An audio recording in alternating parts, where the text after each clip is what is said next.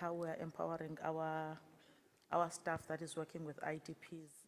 It's very important, but we will take it forward. And also the engagements with DMRE, we are starting. They've been a very difficult department to get hold of, but we are starting. We had the first engagement last week, and they are continuing in terms of how then we can be able to bring them closer. But also, if I could just add that from also the municipalities' side, the fact that DMRE doesn't really have interest in the social labor plans, it's the municipalities that have interest. So we must also be able, as municipalities, even if DMRE is dragging its feet, but you must engage those mining companies, because we do have the legislation on our side that is saying this is what should be happening. Thank you, Chair. Thank you very much, Ms. Twalo. A round of applause for her as she's stepping out. Let's welcome Mr. Ndiwu.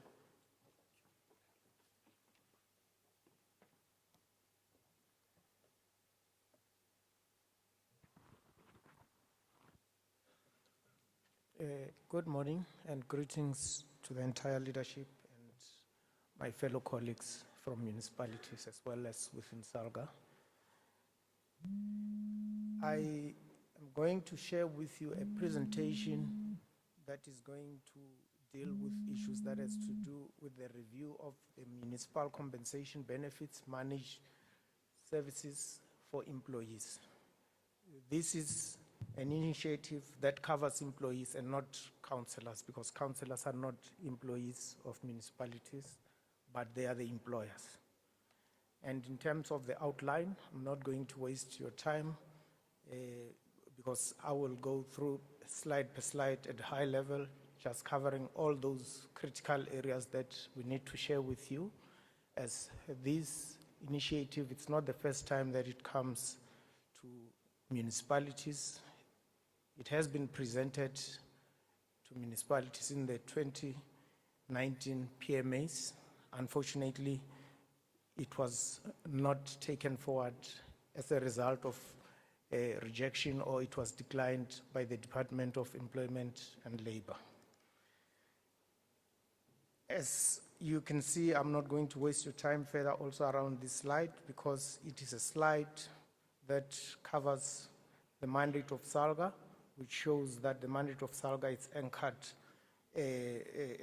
on these pillars and so on. And further, as I move forward, in terms of the strategic outcomes of SALGA, which are also very familiar in terms of all the presentations that have been shared with the delegates here, it has been covered, and I will be wasting your time in doing so. And therefore, as I've indicated, that this presentation served in the 2019 PMAs, and it's coming back as part of the SALGA mandating process to actually get a mandate and take this process forward. It's going to be dealing with the process of application, which SALGA seeks to pursue after it was declined or rejected at that time. As I move forward, also you will see that in terms of that slide, it's just to introduce the concept of compensation benefits in the workplace, where the workman's compensation is compulsory form of insurance that relates to workers who get hurt at work, get sick from diseases that are contracted at work, or death as a result of injuries and diseases that are provided under the COIDA Act. That is the Compensation for Occupation, Injuries and Diseases of 1997 as amended. As I take you further, this slide then seeks to share with you the problem statement with regard or in relation to the workman's compensation as we share with you. At that time, when we share with you, we shared these challenges that we're presenting now. They were shared then, and the challenges remains the same, that all employees are obliged to register with the carrier, which is the workman's compensation or workman's fund. and municipalities that ensure via the compensation fund experiences long delays. It's one of the major or serious challenges or key challenges that's faced by municipalities in terms of the fund, and further that these delays further result in employees not being paid their benefits that they are covered for and so on. And therefore, there's huge inconsistency in terms of the approaches that are applied in dealing and managing with the compensation benefits that requires that some intervention need to be done to ensure there's equitable treatment of all employees within our municipalities and so on. This slide is a depiction just to share with you some of the case studies that have been put together in some of the municipalities. In this case, you will see the Ekurhuleni Metro, the case studies which is being shared with you, that is showing that it is one of the municipalities that has been claiming at a very high rate, and generally 45% of our municipalities have not been submitting their returns, and this means that their employees were not covered for occupational injuries and diseases that are sustained at work and so on. This is a slide that further seeks to share with you the other case studies in terms of the diagnosis that has been conducted or the research that was commissioned by SALGA. Therefore, in terms of pursuing this matter, SALGA had to also share with you the synopsis in terms of where this matter comes from and so on. Well, I've shared with you already the case studies that, and where we started with the entire thing. One, the problem or the major challenge that relates to this issue was identified through a study that was commissioned, and that feasibility report or outcomes report that was put together showed that many municipalities are actually experiencing challenges, and they are exempted from the obligations of the employer in relation to the assessments and so on. And therefore, SALGA commissioned consultation and engagement of municipalities to just try and get a mandate to pursue this matter and so forth. However, the application that was submitted to the Department of Labor was then rejected by the DG or by the Department of Employment and Labor and so on. And therefore, we seek to continue or to pursue this matter in terms of the following reasons, to ensure that we're challenging the reasons that were put forward by the Department of Employment and Labor in declining the SALGA application then in 2019. The following reasons were cited: that they disputed that the fact that labor government employees have been denied access to the compensation benefits. Secondly, that SALGA did not consult with the compensation fund, hence it's one of the reasons of their rejection. And further, that the compensation fund conducted a synopsis and assessment of all municipalities to analyze their level of compliance, and it transpired that most of them are struggling to declare to the COEDA. And further, that non-compliance, it makes it difficult for the DG to exempt them in terms of the Section 84 of the Act or the COEDA. Therefore, SALGA was also declared as a non-qualifying institution, as it is not a mutual association which was licensed in terms of the Section 95 of the repealed Workmen's Compensation Act, as per the DG then when they rejected or they declined the SALGA application. And therefore, the overview of the overall application and so on in terms of the process that must be licensed by the designated minister, that is the Department of Labor, as you can see, as it's depicted on the slide up there. And therefore, the snapshot in terms of sharing with you the services that must be offered or will be offered by SALGA, it's one, the incidents reporting, that's the first point of departure. whereby, and then a claim by an employee would have been injured or as a result of death during work and so forth and so on, and which will then require a process of reports that must be filed and so forth and so on.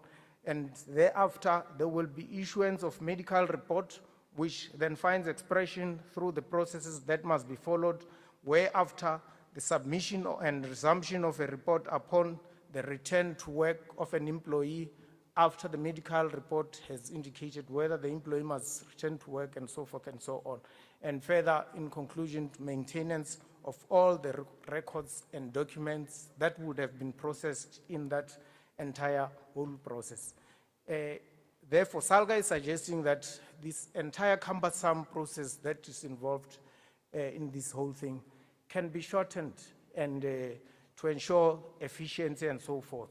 As you can see, the entire process that must be followed in terms of the workmen's compensation process that is depicted up there, SALGA is proposing that these things are a challenge as the entire claiming process is too long and cumbersome, which leads to delays in payment or compensation or non-compensation at all at some times. Secondly, that municipal employees can claim directly and not through the third party as it's currently or presently happening. And through that, this will ensure that the process is then expedited. That compensation benefit service will add to the portfolio of value add. This will be offered as a value add to municipalities and so on. And thus, in terms of the tailor-made or the tailored municipal compensation benefits managed, the following will then apply in terms of the steps that we're sharing with you there, whereby employees will be paid benefits on time and accurately. Secondly, employees will not be denied medical treatment. And further, that employees will have access to private health care, and the family of the deceased, in case of an employee who dies or who loses their life at work and so forth, they will be resolved speedily and the families will receive the monthly pension. And further, that SALGA can further initiate other programs relating to the employment creation and capacity building programs for municipal employees. And as I conclude on that slide, SALGA compensation model shall maintain liquidity and generate adequate reserves so that there will always be resources in that fund to ensure that all program of action in terms of its proposals and recommendations is that a viable opportunity can be provided to manage the myriad of the structural and systematic challenges that are currently experienced in the process.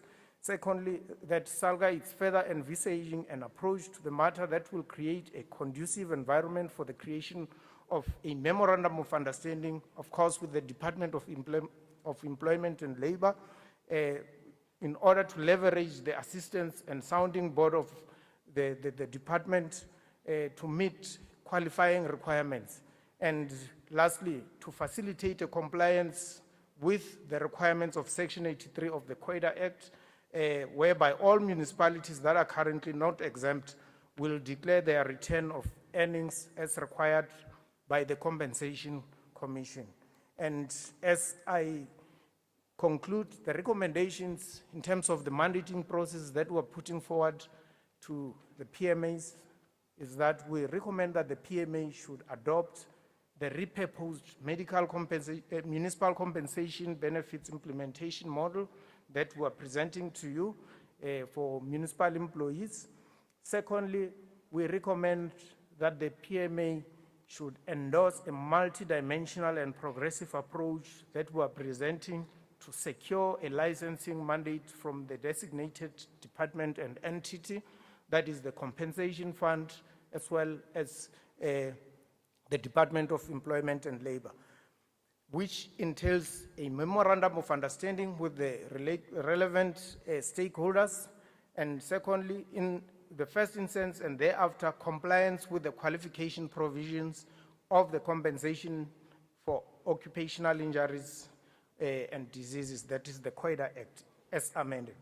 And lastly, we further recommend the PMA to endorse the proposal of SALGA convening a once-off compensation benefit summit in partnership with the designated department and entity. Of course, the Department of Employment and Labor, as well as the Compensation Fund, to cultivate an environment of effective consultation, partnership, mobilization, and across the board constituency buy-in and ownership of the proposals that we're putting forward. Chairperson or Program Director, this brings me to the end of my presentation. While you're still here, I want to get this name very clear. Next time, I must be able to have learned my school fees must work today. You are in the war. The surname is Malemongova. No. Thank you very much, Mr. Malemongova. Colleagues, the presentation was about compensation. I know wherever there's money involved, there will be issues. Comments, clarity seeking questions, as I request Dr. Silas Baraudzi to come in the floor. Let's get clarity seeking questions, comments. It's like Ndibo, you were very explicit, comprehensive, straight to the point, very progressive. Thank you very much. There's no question about that. Dr. Baraudzi.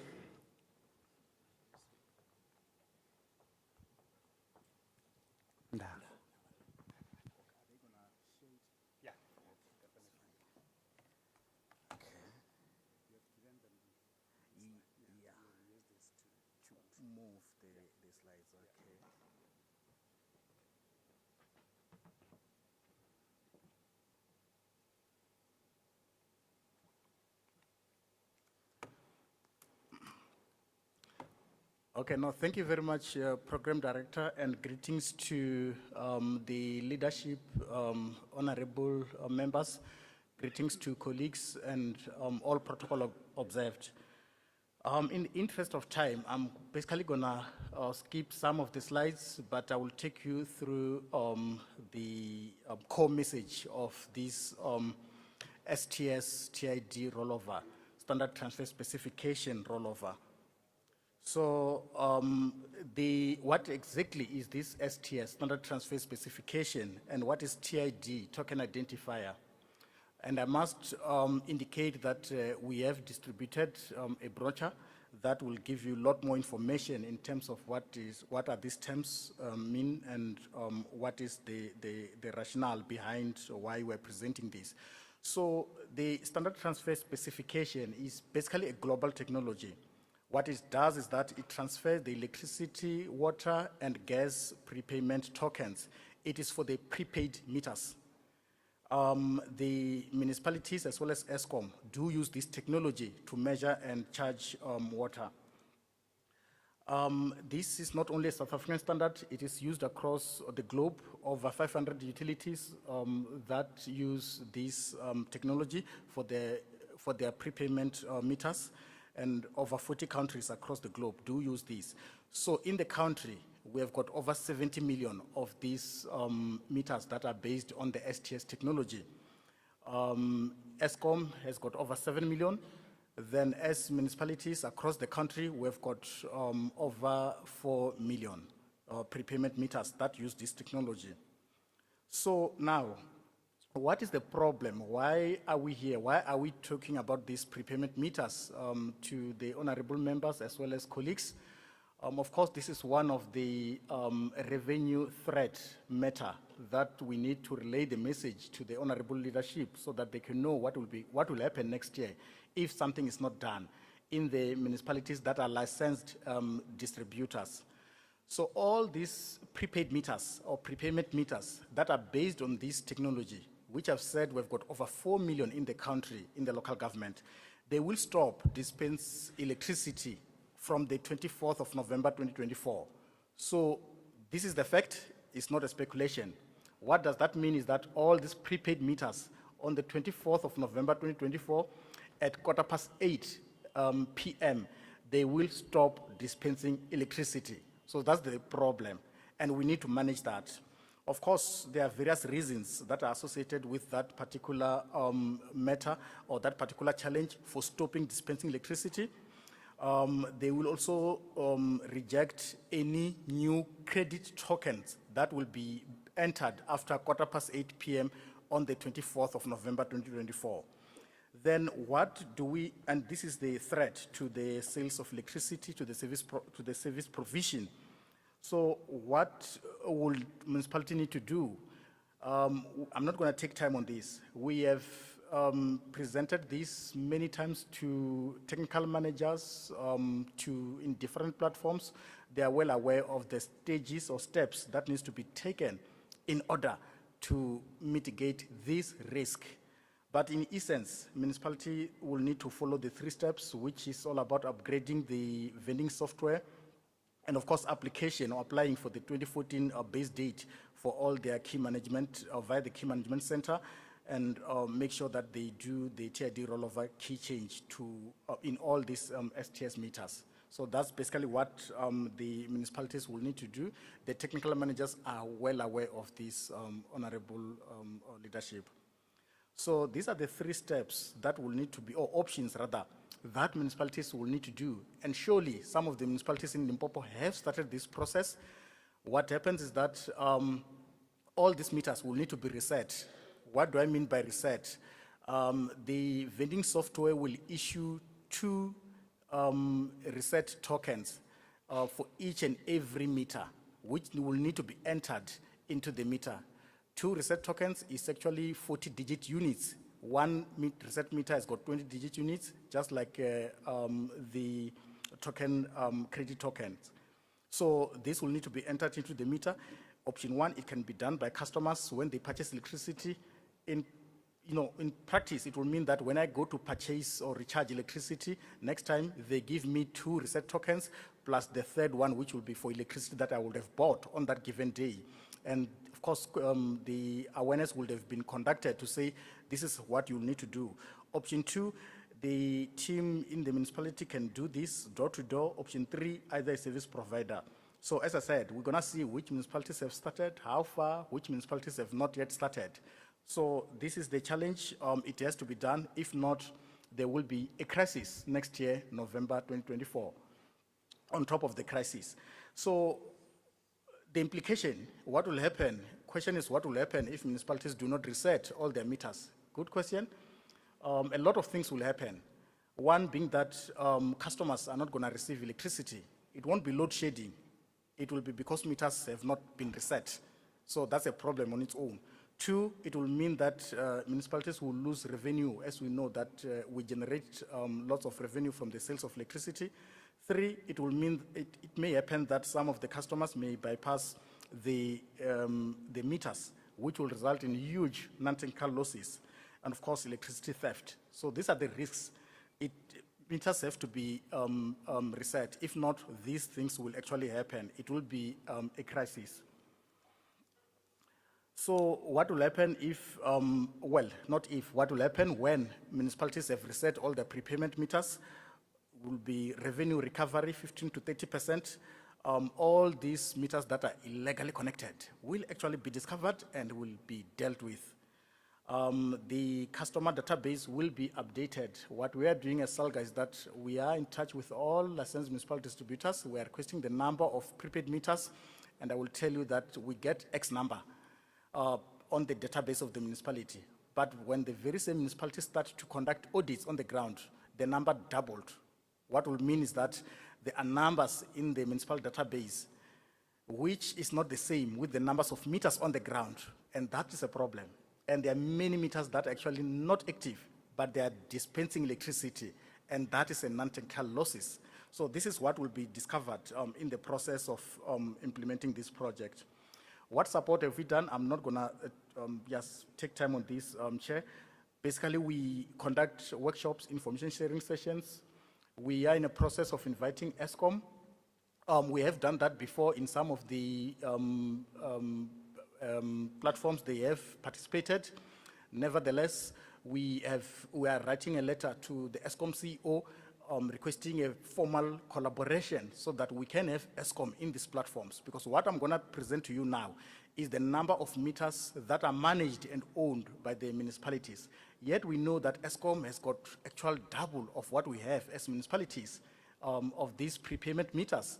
And the very same risk that I spoke about does apply to ESCOM prepayment meters. And guess what? If they do not complete this project, their customers that are in our municipal jurisdiction, they won't have electricity. And guess again, what will customer do? Are they going to listen? Are they going to agree that they are actually in ESCOM area of supply and do not come to us as local government? Definitely no. They will still come to our offices. So we are writing that letter to ESCOM CEO requesting a formal collaboration so that we can also monitor progress that ESCOM is making, because it is in our best interest to ensure that they also, as much as we are resetting our meters, complete the process of resetting all their meters, which are actually over 7 million, as much as we've got just over 4 million. So that's what we're basically doing. We're partnering with SAGRA, South African Council for Graduates, to get some of the graduates to assist some municipalities that need capacity to do the reset.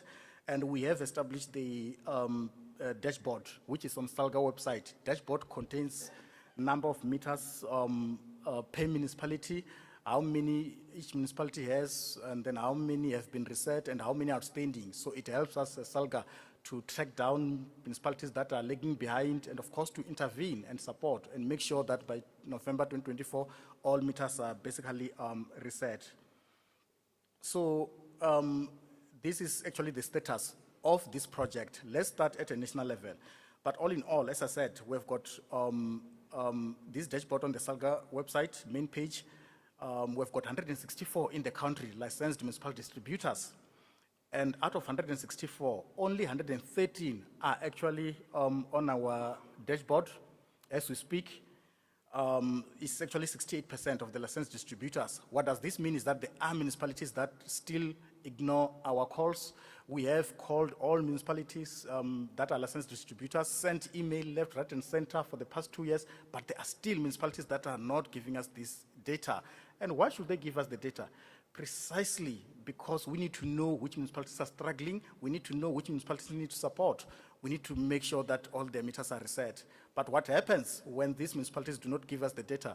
They become blind spot, we do not know what's happening, we do not want surprise come November 2024 that some of the meters are not reset, that we do not know, we don't want that. Therefore, at this point in time, we've got around, we have issued a status report for metros. By March 2024, they have got 2.4 million metros from the 4.1 million of meters that we have across the country. They had converted or updated 15%. What is happening is that we are now finalizing the status quo report for all municipalities across the country. This report should be available from 31 July, in the next 2 weeks or so. Then, having said that, let's look at this mini dashboard. What are we talking about here? This at a national level, the number of meters we have as municipalities is just over 4 million, which we predict that we are most likely to have something like 4.5 million to 5 million, because there is still around 30% of municipalities that have not yet sent us their data. So out of 4.1 million, just less than 1 million meters have been reset at this point in time. That represents around 21% of the meters that have been converted as we speak. We are left with how many months? Around 15 to 16 months to November 2024. The outstanding number of meters around 3.2 million, and that is 79% of the meters that are actually outstanding. But let's zoom into the province now, Limpopo, the home province. We have got a number of licensed municipal distributors, 15 of them in the province. Then out of 15, we only have the data for 7 municipalities, actually less than half of the total licensed municipal distributors in the province. That is the data that we have. That is the number of municipalities that we know how far are they, we know what challenges are they facing, and we know what support do they need. Then the other half, we do not know, and that is a huge risk, it's a threat, and we need to know as SALGA. And why don't we have the data for the other 8 municipalities. Precisely, Ellis does call them, Melidile does call them. They are not responding, simply ignoring email, calls, promise after promises, and we don't have their data. But that's a problem. It's one of the reasons why we're presenting to you, honorable leadership, why we're bringing this risk to your attention, that we are having a challenge and we need your intervention, we need your support. Then let's look at the status of these 7 municipalities out of 15. The total meters just below 100,000. So far, 50,000 of them have been reset. I think majority of these are in Polokwane municipality. They've got, done a lot of progress so far, which represent 51% of meters that are converted at this point in time, while we are left with around 15 months to go to the deadline. 49 outstanding percent of meters are outstanding. But let's zoom into the district and see which municipalities that we've got data, how many meters they have, whether they've started or not, and which others that they are basically not giving us the data. Let's start with the home district, Vembe, Apayan. Makado, we have made many follow-ups. Still, there is no data. We do not know how many meters do they have, whether they've started or not, whether they are coming across challenges or not. And believe me, there are so many challenges when it comes to this project. So we've made many follow-ups. We have in the provincial working group, we've spoken to the MMC, and she promised that she's basically going to make follow-up with the technical manager, but still we're not winning. So it is in red. It becomes high risk because we don't know what's happening. It's a blind spot. Musina, they've got just over 8,000 meters on the municipal database, but on the ground, chances are that it might be a different figure altogether. They have not yet started. They are in a process of procuring a service provider to do this. Tulamela and Collins Chavane, those are non-distributors. In Collins Chavane, that's where I stay. I see my meter. I'm under ESCOM area of supply. Also waiting for ESCOM to raise awareness and let us know how they're going to convert their meters. Of course, I'm waiting for that time, and I will request the 2 reset tokens and reset my meter at home in Vuani. I will do that. So Tulamela and Collins Chavane, they are non-distributors. The reason why we need ESCOM in platforms such as this, so that they can tell us how many meters do they have in Tulamela and Collins Chavane, how far, when are they starting, if they haven't, and when are they completing. We need to know that. If they don't do that, we are, we will have a problem. Let's look at Mopane district. Vapalaburwa, they are almost 100%. I think the data here was early this year. I think by now they're 100%. Greater Zanin, 3.5 meters, not so many meters. We're not worried. They're about to start. I think 1st August they will be starting, and we are confident that they will complete this project. Greater Letaba, they are distributors. We do not have data. We don't know how many meters they have. We don't know whether they've started or not. We have made many follow-ups. Hence, the reason why we are saying honorable leadership, we need your intervention here. We have been talking about this for the past 3-4 years or so, and the level of cooperation with the technical managers is not palatable. Giani and Maruling, those are non-distributors. Let's look at Capricorn. Blowback, 16,000 meters, not yet started, but Polokwane, as I said, they are over 70% done, and they should be, they should be completing this project in the next few months.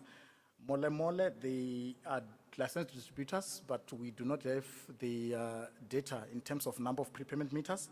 Lipele and Kumpi, they are non-distributors. So let's look at Sekukune. Ephraim Mukhale, they are almost done. They've got less than 1,000 meters. They have started, they did conduct audit, and there were not so many meters that are not in the database. They're almost done. Fita Home, they are non-distributor. Elias Mutua Lady, we do not have the data. We don't know whether they've started or not, whether they will finish this in time or not. Makudu Tamaha, they are non-distributors. So Waterbeck, we've got a problem here.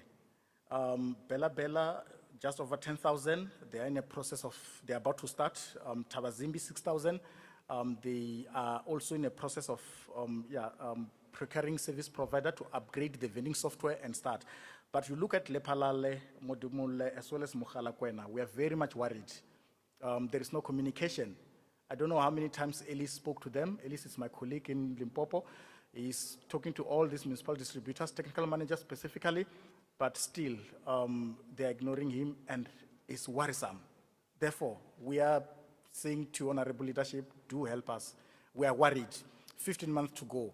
And rest assured, if the meters are not reset, they won't dispense electricity. And what will happen after that? We do not want to be in that situation.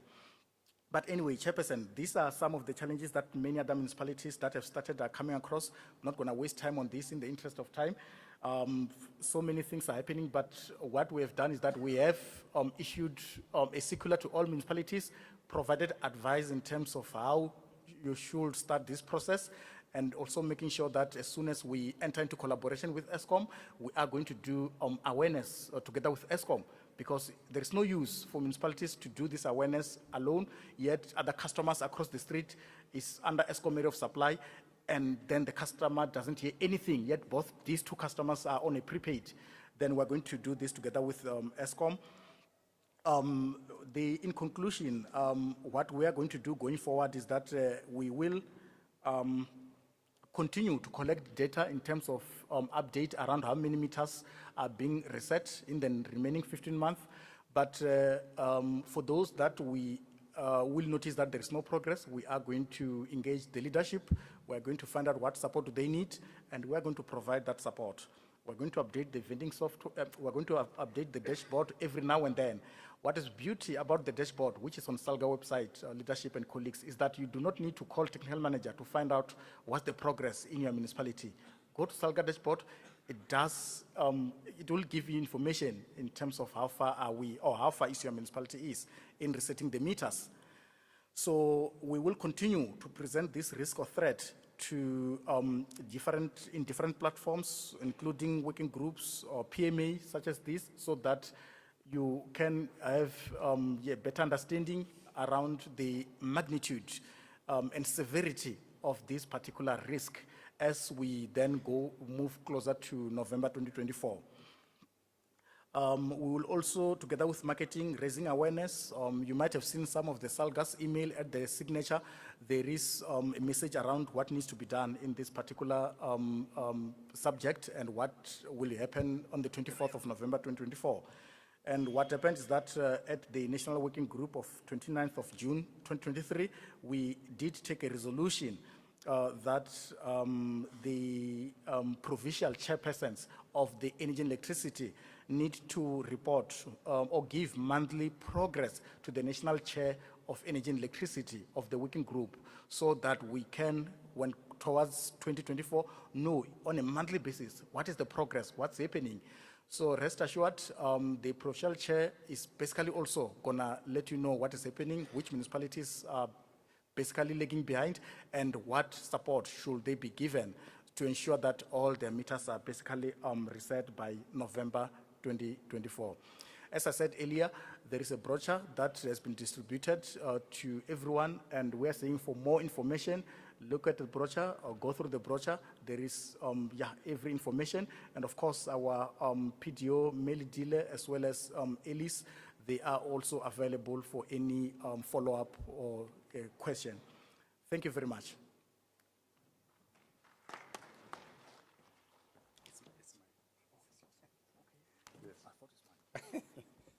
No, thank you very much, Doc. Earlier on, Debo came making a submission that in terms of their presentation, the recommendations and resolutions be adopted by the session. The fact that there were no discussions on it, let me assume or take this advantage, Debo, that the presentation is approved. Am I in order? Thank you very much. Colleagues, let's get comments, questions about the presentation by Dr. Wadaudzi, as I'll be calling upon Mrs. Nchabeni Lenguda to come to the fore.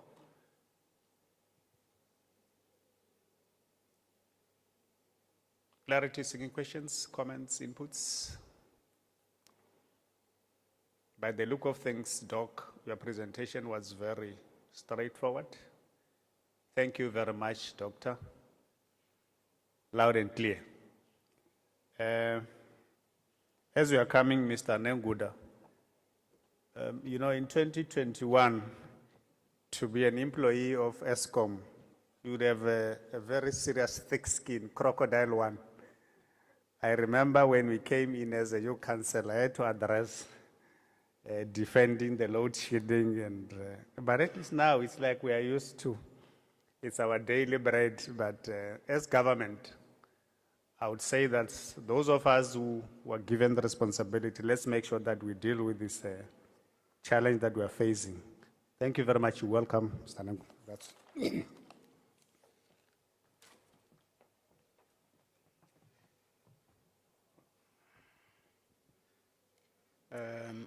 Thank you, Chair.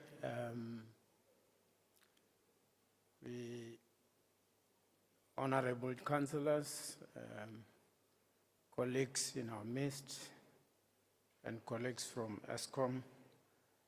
Thank you, Dr. Mrauzi. You made my work very simple.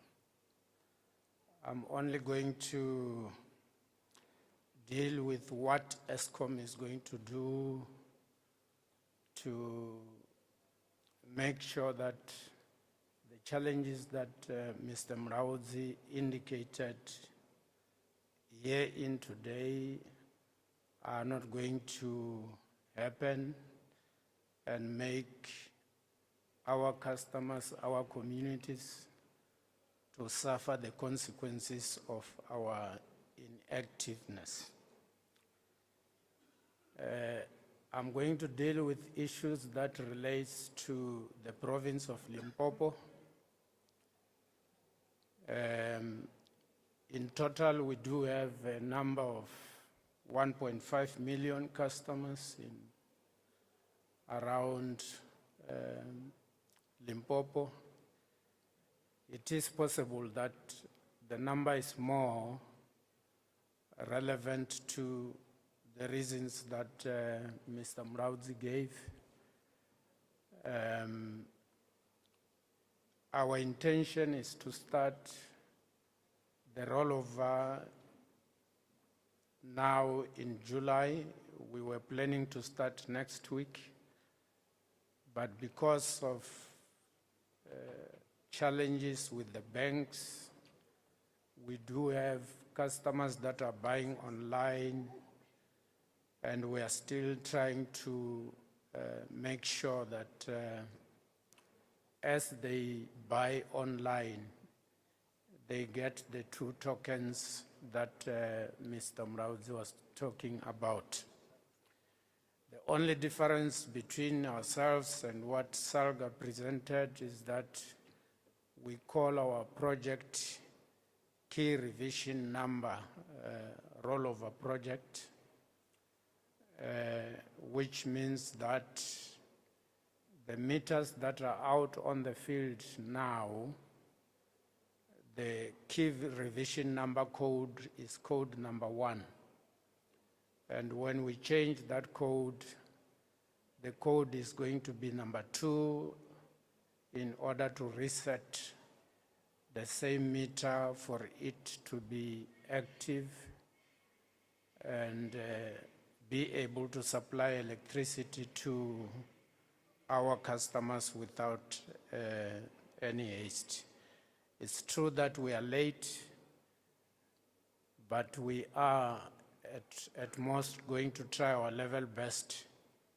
Our plan is to start now, and around June, July next year, 2024, we finish with the 1.5 million. The months, August, September, October, November, will be clearing all the faults or anything that did not go well with the project. How are we going to do it? It's going to be a phased-in project. We are not going to do the whole province at once.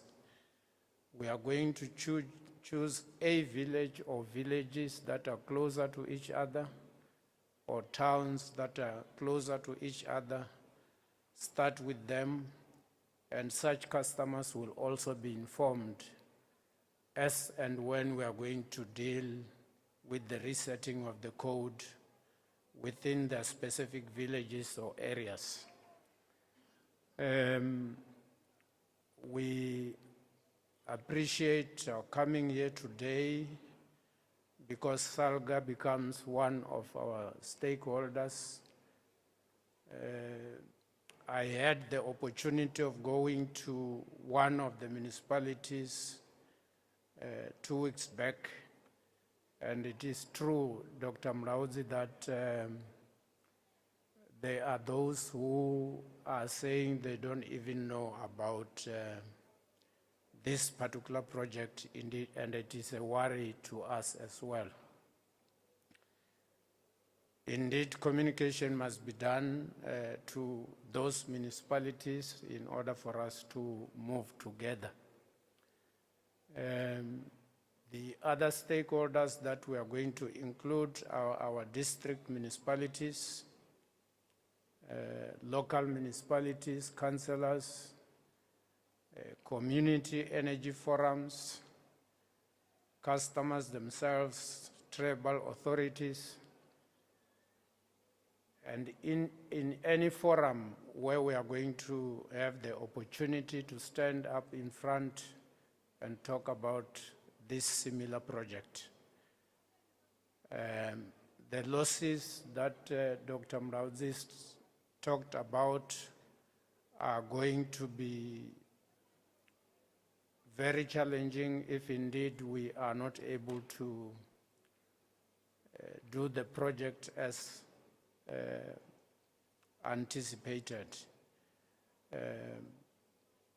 Tempering of meters, because customers are not going to stay without electricity if we are not doing or did not do what we are supposed to do as ESCOM and the relevant municipalities. This project within ESCOM is also encompassing all the business customers who are using prepaid meters.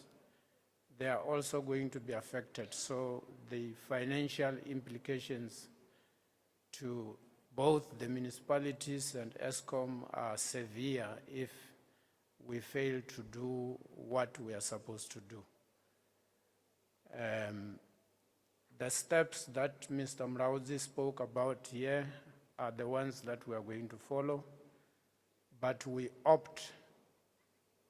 opting to use option number 1, where the customer is going to key in the 40 digits and then later key in the 20 digits of the electricity bought by this customer.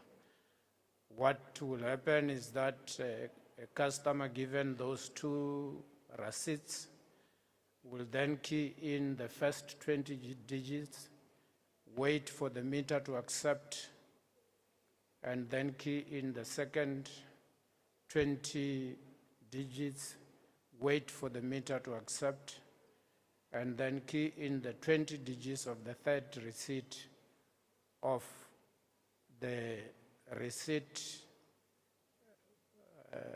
amounting to what the customer was buying. All those customers who are using free basic electricity, if when they were there and they were given the slip, they are going to enter or key in that the numbers of the slip as the 4th one in order for them to get their free basic electricity, and then the meter will be reset. I'm not going to waste any more time. Dr. Mlaudzi spoke in length relating to this project. It is indeed warranted that between ourselves and SALGA and the municipalities come together to work and make sure that the project is finished as expected. Thank you very much, Chair.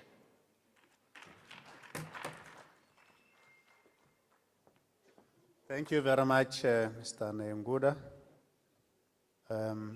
I hope wherever you go, you have ready-made answers, because I know every time. No, don't leave, Mr. Nemguda. Just take a seat in case there are issues that our colleagues would like to raise with you. Colleagues, thanks very much. We're going to take the last item, which I would request Mr. Kutlwano Chaba to come to the fore.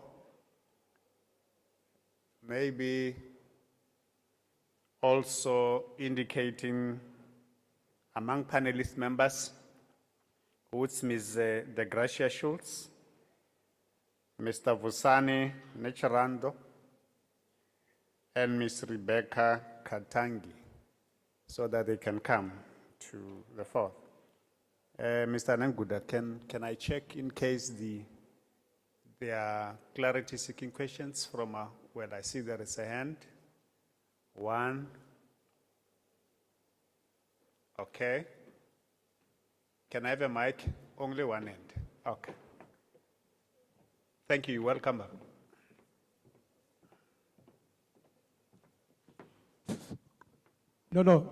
Thanks, Chair of the session, the Mayor of Greater Zaneng. My name is Councillor Tabang Desmond Moloto from Polokwane Municipality.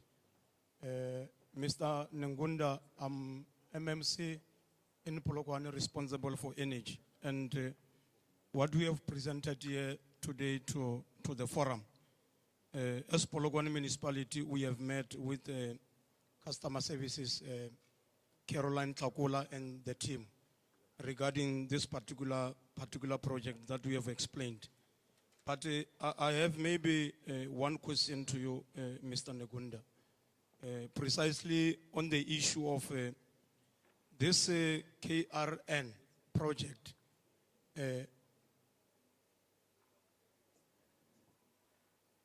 Chairperson, am I protected? Okay, no, thanks. As I was saying, Mr. Nengunda, as we have said, this particular project, I think it will help yourself, ESCOM, and particularly it will help us as municipalities, because we have mentioned one thing about people tampering with your meters. But I have one question that, for example, you've got people who have tampered with the meter boxes, particularly people who are owning your spaza shops and your big businesses. So, for example, we've got, I'm not xenophobic, we've got Somalians who are operating spaza shops across. They are tampering with the meter boxes. So I need to check with you with this particular program. Will it definitely root out the entire people who are tampering with your meter boxes? Because if you can check, ESCOM is losing a lot of money because of people not buying electricity. And that culture, it started somewhere in Gauteng. But if you can go the entire villages of Limpopo, most of households, they are not buying electricity. And there's a serious concern to us as leaders. So I needed to check with you, particularly on that one of tampering of meters by the business people, particularly who are not from South Africa. Because if these things, we are not going to speak about them tomorrow, our kids who are coming after us, they are going to suffer because they will not have any country. Thanks a lot, Chairperson.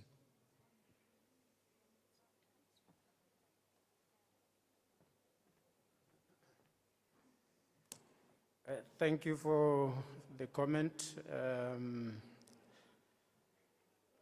I'm not specifically going to answer it relevant to Somalians or any other person who is not from this country. But specifically those who tampered with our meters, One, when on the 24th of November 2024, when all these meters stop to operate, all those meters will stop to operate. Now, we are not saying totally all the illegally connected customers are not going to use electricity, because you probably know that there are those who are using it and they tap it and it becomes a direct supply. Direct supply means that it does not pass through the meter, or the customer is illegally connected somehow, and the meter is still the same prepaid meter that we are talking about. That meter will stop functioning or become inactive. It may open a route for all those customers to come forward and say, we are not having electricity, or we cannot now use electricity. The numbers that we spoke about here, 1.5 million, like a person who initially worked in the electrification planning section, are very low compared to what we know we connected and what we know were illegally connected. So there are more meters or more customers that are using electricity free of charge, but specifically those of conducting businesses, and they are illegal and they are foreign, they are all still going to be affected by what we are saying, unless the connection is direct, as I indicated. Thank you.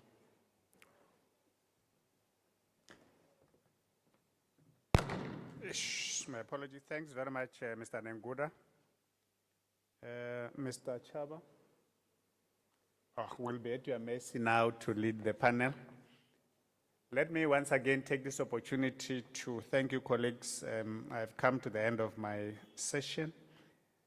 The next session will be led by Councillor Regina Molokumi. After this panel, PDO will come with another session. Before you come, Councillor Molokumi. Thanks very much, Mr. Chaba. You can lead the process. Thank you.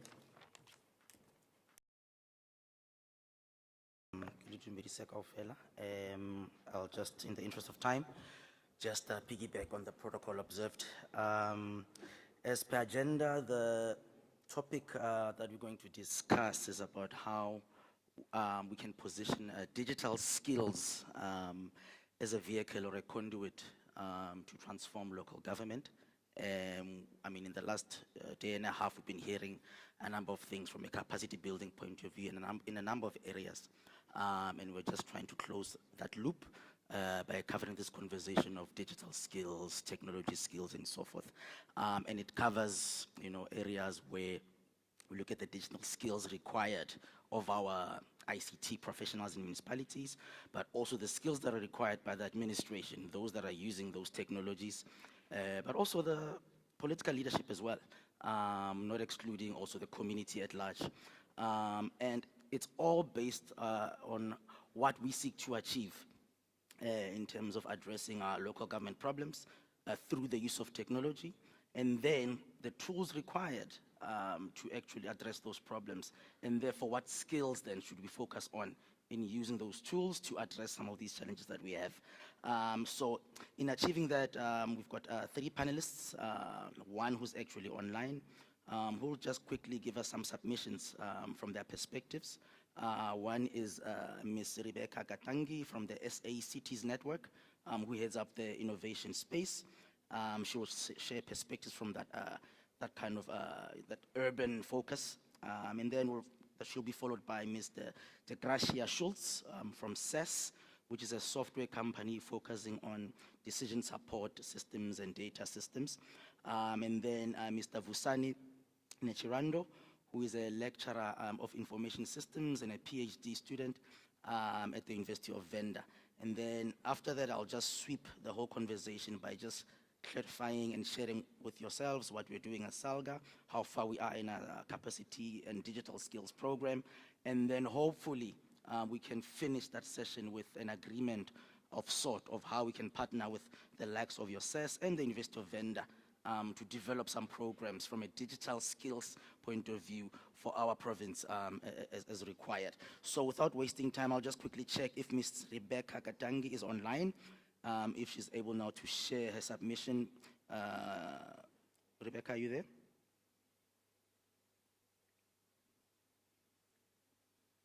I'll just check one more time. Rebecca, are you online? I'll count down 5 seconds and then we can perhaps go to, she must unmute. Okay, Rebecca, please unmute on your side. Oh, perfect, here we go.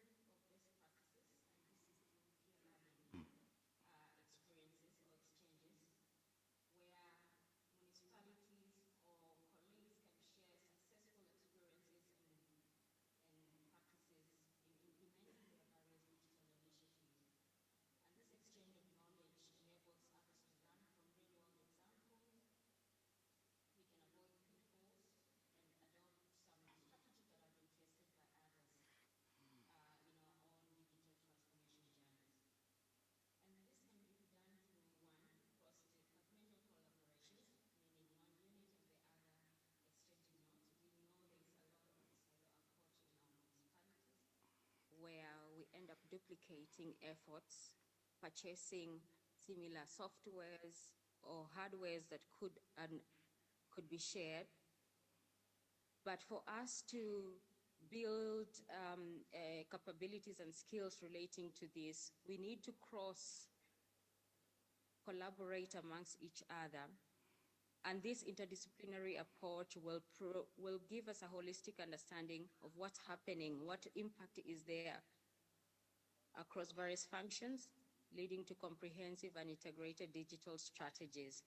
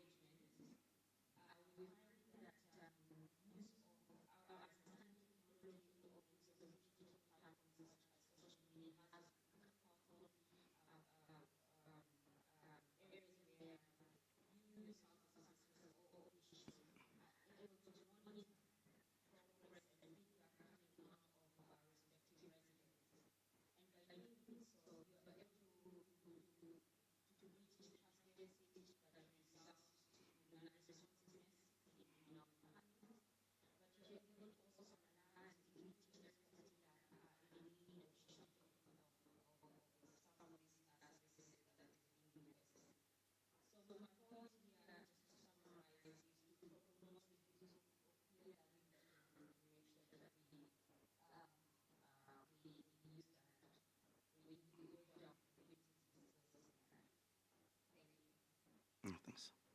No, I think, yeah, I'll just also let you present the next one. Am I using this mic? Okay. Is it good afternoon, good morning? Just a few minutes to afternoon, so I'll stick to the morning. Good morning, ladies and gentlemen, and thank you for this opportunity and time to talk to you about the power of data. I mean, it alludes to what the previous speaker has spoken about. How do we start looking at data as government, not only at a local level, but also at a provincial, national level, to drive impact and decisioning? So she also used the word decisioning. How do we drive decisions from the data that we have in order to fulfill our mandate? So that's really the topic I'm going to be talking about. I'll also be touching on some of the critical skills required in order to use data for its effectiveness for service delivery. What I'll also be touching upon is some trends that are known in the market on what really drives this need or proliferation of data. Quickly, just to introduce myself, my name is DeGracia. Schultz is my surname. Please don't ask me why, where, how. That's my surname. And I come from a company called SES Technology. It's a tech company made of mathematicians, statisticians, and a whole lot of geeks. And really, what the company is interested in doing is taking your data, crunching your data, ingesting your data, and then bringing out decisions based on your statement problem, relevant use, which we would call use cases, or even opportunities that we found. But the question really is, why is that important to you? Why would this be relevant to you? Why would you want to know about data and technology and how it can really assist? And really, to get to that, to the grips of it, we'll need to look at some trends. We can move to the next slide. We will need to look at some trends. Can we move to the next slide? You've got... Oh, I didn't see that. I've got it. Okay. Yeah, we will need to look at some trends. A lot of these trends are taken from well-known organizations in the world that look at analyst reviews. We've got them up on the slide deck. The likes of your Deloitte, your Gartner, your Forrester, and including ourselves says. So they take time in understanding what are these trends in government? What are the trends in government that really drive the need to be able to produce and look at data? So let's look at one of the first trend. I'll focus on the first three trends. Those are the most critical, and I think those are the most relevant ones for this discussion. Let's look at the first trend. The first trend speaks about resilience under uncertainty. So we know when we've had the pandemic, inflation is rampant, political risks are really at our doorsteps. And this then prohibits long-term planning for local municipalities and government across. Forward-looking, this is not going to get any better. I'm not a prophet of doom and gloom, but I'm trying to give the trends and what is anticipated. Societies will even face more frequent systemic challenges. These are deepening geopolitical tensions, economic uncertainty, and climate change. So the question is, all of these will put a lot of strain to government. Do you agree? I'm testing if you're listening. Indeed. All these will put a lot of strain to government and the planning of government. And government then needs to be flexible. They also need to know how to respond. The only way you can be flexible and respond is if you understand your data. If you really understand what is happening from the different data sources that give you information about the changes, about the needs, about all these forward-looking trends that are coming forward. The big challenge is in government. Government typically is siloed in terms of how they treat data. Government also has got large fragmented parts of data, which makes it quite impossible to be able to see these trends, which make it quite impossible to be able to harness this data and be able to do some level of decision making. I go to my next point. So, what is our solution? And what do we believe as technology people and persons that we should be doing in order to help government? Your agenda is the big question I have for you. Do you have on your agenda the topic in your committees around data quality? Where do you get all your data? Is the data in good quality? How do you address data and its governance? Do you have tools? Do you have platforms? Do you have technology that can help you make decisions and make sense of this data? Most importantly, do you have the critical skills that it requires to mine the data, to analyze the data, and to make pertinent decisions around your resources and what the sentiments are out there in terms of your citizens and communities? I'd like to focus a little bit on the skills itself. So when we speak about data, like any profession, if you're a doctor or if you're a teacher, there's specific skills and competencies that you require. And these skills specifically are referred to commonly as, do you have a data architect? Do you have a data engineer? Do you have somebody who really understands your master data? Do you have people who can really analyze the data? Do you have analysts? And is this data available for everybody within your organizations to be empowered and make decisions and not lean on IT or even just the data analysts? Those are the questions you need to consider. So just moving on to climate change. That's also one of the trends that has been identified. I'd like to get to it. So a report from Gartner, as I'd indicated earlier, as well as the IDC for Sustainability on ESG 2024 states, ESG and regulation translate into a shared responsibility model. Local government and government across will have to report on climate change, will see pressure from climate change, will have to secure the future for our children concerning climate change. And imagine, what if we had technology that could provide the means to track these matrices across all levels in government, report, plan, be nimble, be flexible, and ensure that they have the right decisions in order to use their resources correctly?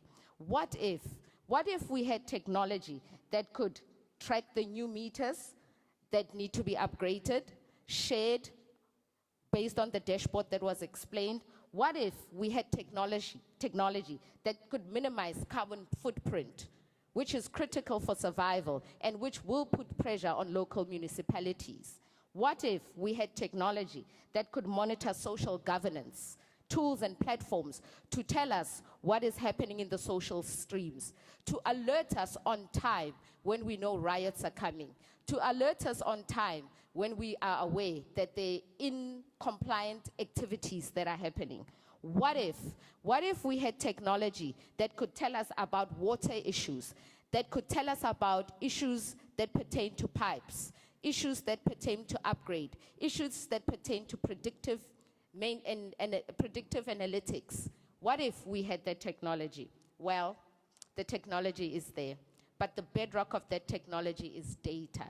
The bedrock of understanding and making sure that these decisions come through is data. And that is why data becomes an important thing. That is why data should be on your agenda in your workplace. That is why the skilling of the right competencies, of the right skills is important to address all your issues, because data is the bedrock of it. Finally, I'll go into the workforce and skills shortage, just quickly to get the numbers right.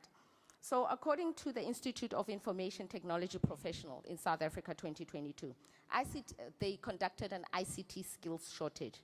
And it came to light that critical skills that we don't have, and not only in local government or provincial or national government, including banking, are skills around analytics, AI, machine learning, along with cybersecurity skills and specialists required. These shortage of skills will actually be a hindrance in achieving the kind of data, the kind of insights, the kind of decisioning required for a local government to be responded onto their people. So what is the solution for government? How does government scale up is the question. How do we make sure that we get the right competencies? And that's where I'm going to talk a little bit about what we do in the areas of workplace, local schools, including universities. I'll just pump them all. So when we look at skilling up and ensuring that we have a ready workforce, we at SAS have got programs that address from school right up until the workplace, including the middle part that speaks to universities. The skills I spoke about that pertain to being a data scientist, being a data engineer, being a data architect, that's specialized skills. Starting children and making them aware at a very young age is pertinent, and developing basic skills like development skills and analytics and analysis skills. We take through this from school right up until university, where we've partnered with the likes of University of Northwest, where we are looking at curating the curricula that speaks about how we govern data, how we manage data, how we bring data into models, and eventually how data can be used for decision making. We then pull through this to the world of work, where we partner with organizations in order to get in to understand where their gaps are, what their needs are, and how we can help them operationalize data and make data the bedrock of all decisions and secure our children's future. Thank you. Thank you. Without wasting time, I think you can. Well done. Good afternoon, everyone. I am Mr. Nechirandu Vusani. I'm coming from the University of Venda, Faculty of Management, Commerce and Law, under the Department of Business Information Systems. What we do in our department, we try to give our students an understanding between the organization, management, and IT. What is the relationship between the three? Organization, management, and IT. How best an organization can utilize information technologies for their own benefits. So I think we all know that technology is continuing to evolve, meaning that opportunities are created in the environment. So as local municipalities, what is it that must be done? What is it that as local municipality you should do so that you can capture the benefits or the opportunities which are being created by these technologies?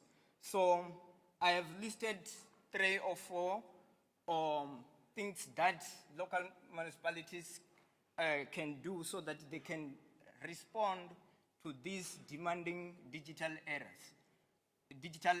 So what you should know is that as an organization, first thing that you should do, you should be able to align your strategies with IT. If your strategies, your organization strategies are not aligned to IT, you won't be able to utilize or you won't be able to benefit from IT. So it is important for the organization to align their strategies with IT.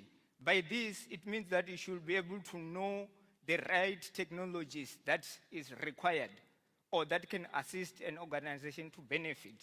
So what can you do to understand the right technologies that are required? First thing that you need to do is to understand your environment. We can't talk about local government and not talk about people. What kind of technologies are there in the environment? Today we are talking about social media platforms. We are talking about websites. The question that we should ask ourselves is that, are our people using, what kind of technologies are our people using? We know that they are using social medias, but how best can we benefit from these technologies? What if we can create a platform where we can link or where we can interlink ourselves with the public through social media? These are the kind of the opportunities which are being created on the environment because of these technologies. Today we are talking about the robots. Today we are talking about generally the artificial intelligence. We have the chatbots. We have Internet of Things. All these are creating opportunities in the environment which we can take advantage of as local government. But what is it that you need to do? Again, I've indicated that you should understand your environment. You should develop a skill or skills to sense what is going on the environment. Then, after developing these skills, you select, now you analyze what kind of technologies you can utilize to get a benefit from it. After analyzing, then you incorporate those technologies into your business model. So, again, you also need to develop your skills. Digital skills or digital literacy is not only limited to ability to use technologies. It also affects our perception, your perception towards information technologies. If you have a negative perception towards information technologies, it is going to affect your decision. It's going to affect your strategies aligned with your in processes of or digital transformation process. Then you also need to, as local municipalities, you also need to collaborate. Collaborating, we mean that you need to establish a relationship with other institutions, external institutions or other companies which are there. For example, the University of Venda. You can come to the University of Venda, then we form a collaboration. We assist you with digital skills.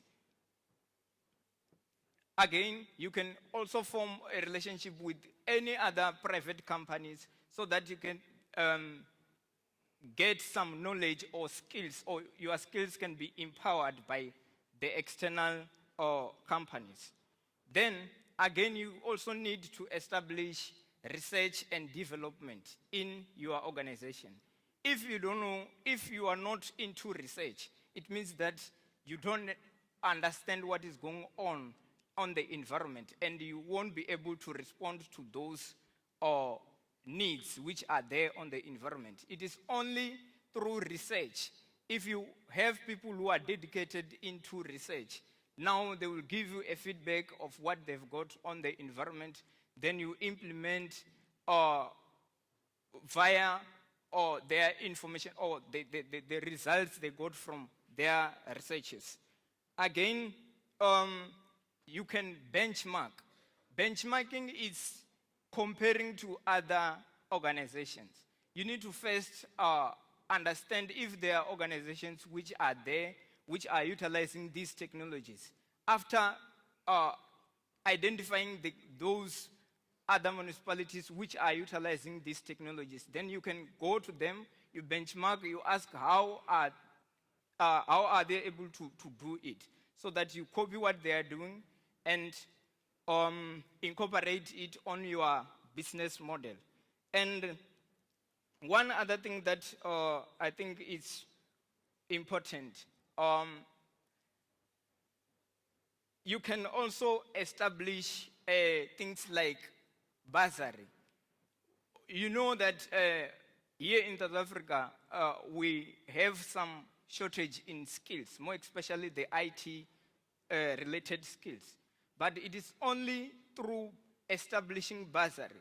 If you go to a secondary school, find students who are good or who are interested into IT, ask them, give them bursaries, let them go to universities and colleges and study skills and develop skills which are related to IT. After they are done, they will be your employees, they will come and add value, they will come and empower your organization. So, thank you. No, thanks, Vusani. Perhaps let me just keep seated and share with the panelists and the colleagues in the room some of the findings we discovered as SALGA. We've been doing a number of assessments in a number of municipalities across the country in relation to what we call digital maturity. In simple English, what we're looking at is how well are municipalities managing their ICT functions to an extent that those functions are creating value in municipalities. Is the ICT department helping us solve our problems? Is the ICT department giving us solutions to drive service delivery, value, compliance, and also, managing better our funds and our environment? And critical to some of those findings were in the people level, i.e. the skill levels of our ICT professionals in municipalities, the digital skills levels of everyone else in municipalities, for that matter. And what we found is 3 critical areas that are actually hampering us moving forward. You have heard the different speakers spoke about different skills. Some of them sound very technical, data engineer, artificial intelligence expert, and so forth. But in simple terms, all that we're saying is there's so many solutions and technologies that are out there that can generate value for us. However, for us to really take advantage of those, we need to scale up both from ourselves as ICT professionals in developing those solutions, but also yourselves, those who are using and consuming those solutions, also need the skills to understand and comprehend and take advantage of those solutions. And what we've seen, and just to take home, is that structurally, generally the ICT department is expected just to deliver laptops, change passwords, do Zoom meetings, and do emails and all that stuff. Not much is expected from ICT and digital colleagues to actually solve municipal problems. Instead of, can you help us improve billing? Can you give us solutions to help us with citizen engagement, to solve our queries quicker? And when you speak about data or information, also, do we expect from our ICT officials to give us information and insights for us to make better decisions, to know what is red, what is yellow, what is green, to allow us to focus on things that require attention using that data? And therefore, I would like to maybe force ourselves before we leave this panel that you've shared as says that we've got a skilling program that starts at a school level, which also has some arrangements with some universities, that perhaps we commit now an MOU that we can sign with SALGA, that we can see how we can take that program and roll it out to municipalities, especially for the ICT colleagues. At the same time, I think from a uni-vendor point of view, something that SALGA is probably need to accelerate is a digital councillor induction. There's a lot of councillor induction that takes place among different domains like water and how to manage finances, but we have not had a program on the councillor side of things, because all these programs and strategies and technologies have to go to council for approval, and we need to empower our councillors with the right skills to know what they're approving at the same time. So I think I would like us to commit, and it be adopted maybe by the PMA, that we do enter into a memorandum of agreement with SES to take advantage of that skilling program, and maybe even by extension, a MOU with Univenda if we don't have it already, so we can see how we can replicate what you're doing with the University of Northwest, and also bring it in University of Limpopo and University of Venda, so that we have this program, closer to colleagues in this province as well. So I think I'm putting you on the spot to see you committing that by the end of August, we can have that MOU signed between SALGA and SES. Is your mic on? Okay, sure. Can I use this one? Yeah. Okay, thanks for putting me on the spot and giving the tight deadlines. But as shared earlier on, our focus really is how do we ensure that those skills are available from school, university, as well as the workplace. So getting into an MOU is a small task and an ask from our side. We don't do this only locally, but SES as a global organization does it also globally. There are a couple of signed, maybe slightly different flavors of workplace kind of MOUs that have been signed outside of South Africa. That's what we do, and I'm happy that we engage. Okay. Thanks. No, thanks for that. And I think, Vusani, by extension, let's investigate how we can, replicate that curriculum into a program that can be offered by Univenda.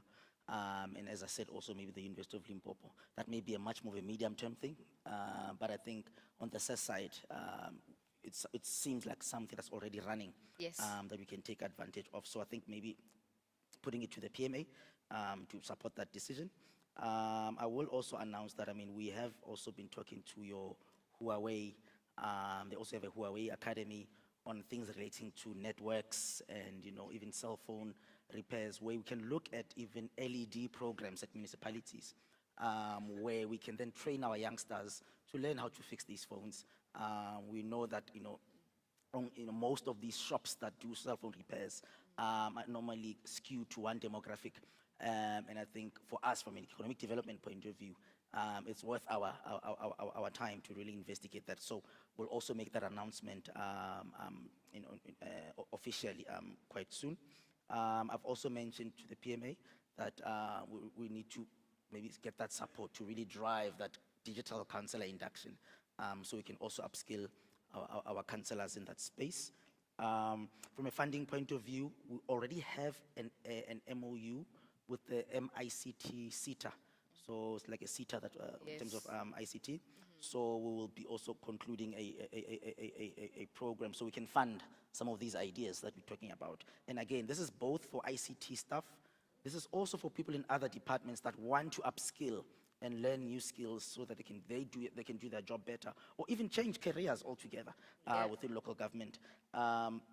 So I think that is quite critical. And I would like to find out, lastly, in closing as well, if we can look at Vusani and De Gracia, if we can have a pool of interns in different technology skills that can be put into municipalities and empowered to learn, to build these solutions that can make municipalities function better, but also craft that pipeline of future IT managers or CIOs, i.e. Chief Information Officers of local government, so that they understand both the technical side, what they need to do on a day-to-day basis, but also for them to understand the different domains that are part of municipalities. So it's one thing to have the technical and digital skills, but you also need to understand how local government works, how HR works, how finance works, so you can build the right solutions for them. And I think we need to look at designing a program that covers the technical skills, the fundamental technology skills, but also the domain skills of understanding local government. I think it's something worth our time. Perhaps, again, we should look at investigating such a comprehensive, almost internship learnership program within local government. And I think with the support of the PMA, again, then we can provide that as a proposal to the MICT CETA and get a couple of bucks to fund this thing. I don't know what you think as your panning shot. Yeah, it's fine. We can do it. Is that a commitment? Yeah. Okay. So, colleagues, I think I'll close it here. And I'm not sure if the PDO will come on stage. PDO? Sharp. Okay, so I think in closing, colleagues, I think we've covered those skills, we've covered the partnerships that we need to do, and I'm just putting to the PMA, if we could perhaps adopt those resolutions. I'm not sure if we have time to take any comments or questions from the floor. There's one hand, even though the PDO is shaking her head, I think we'll take that one hand, PDO, and then close. Thank you, Program Director.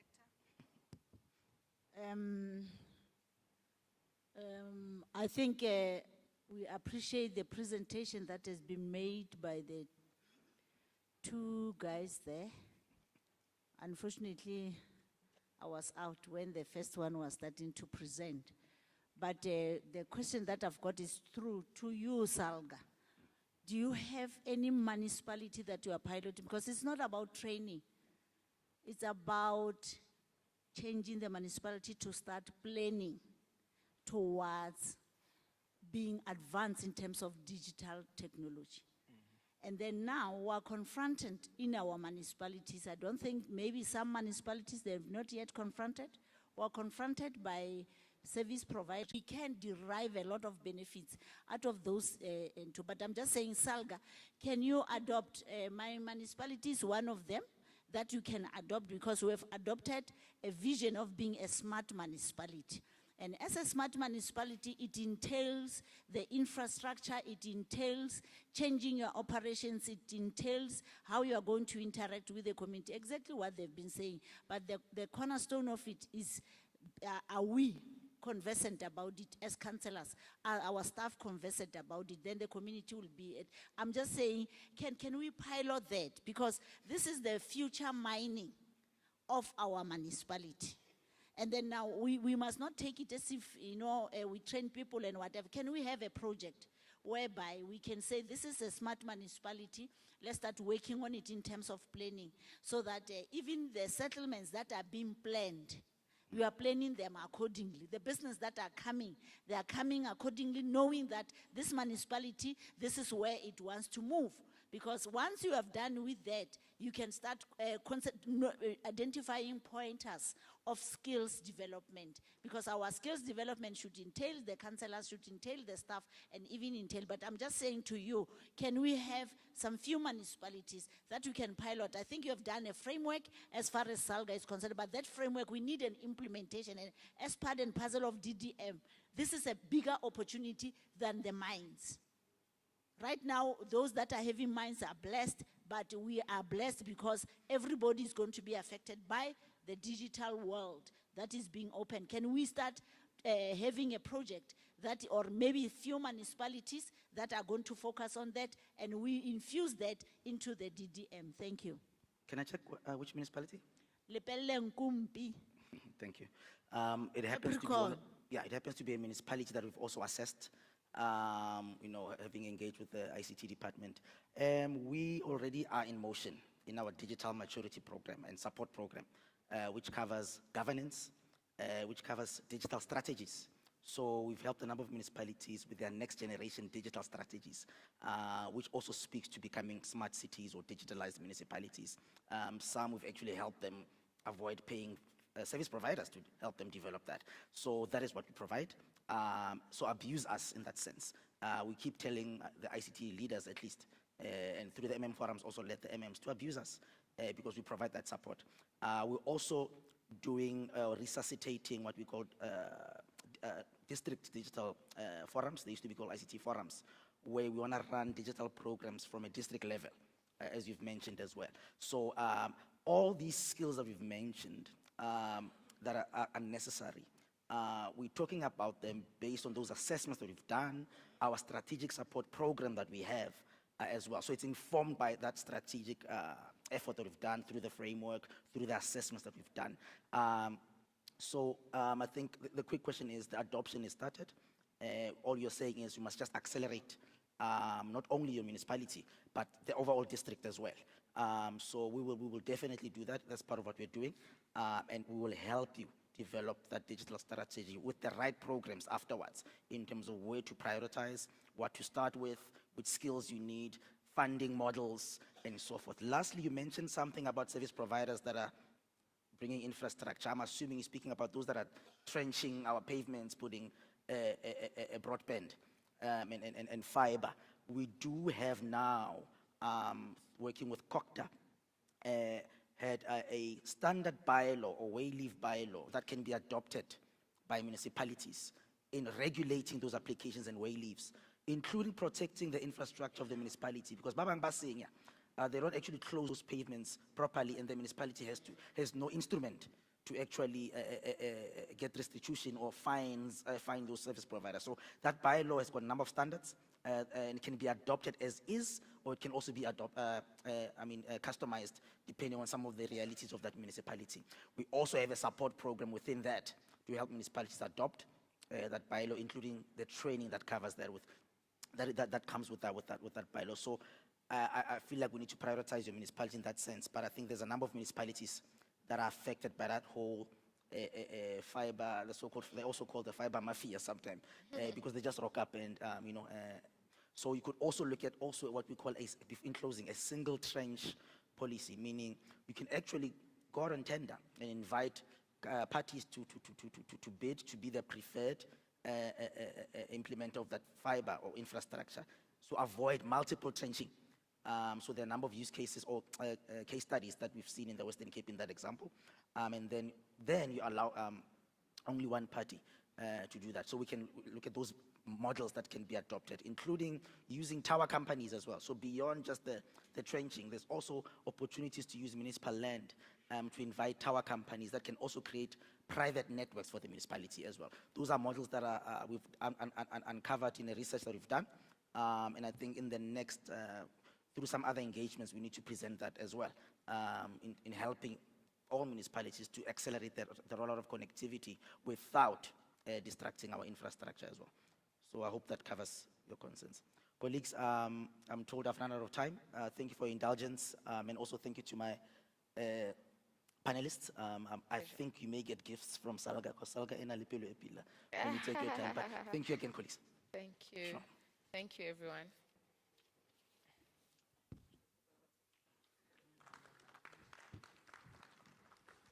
Thanks, Chair.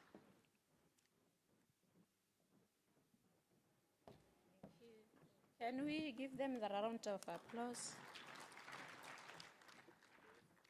Thanks. Good day, colleagues. Let me take this opportunity and greet the NEC member, Tate Dikgale, the mayor of Mopani district representing us from the national,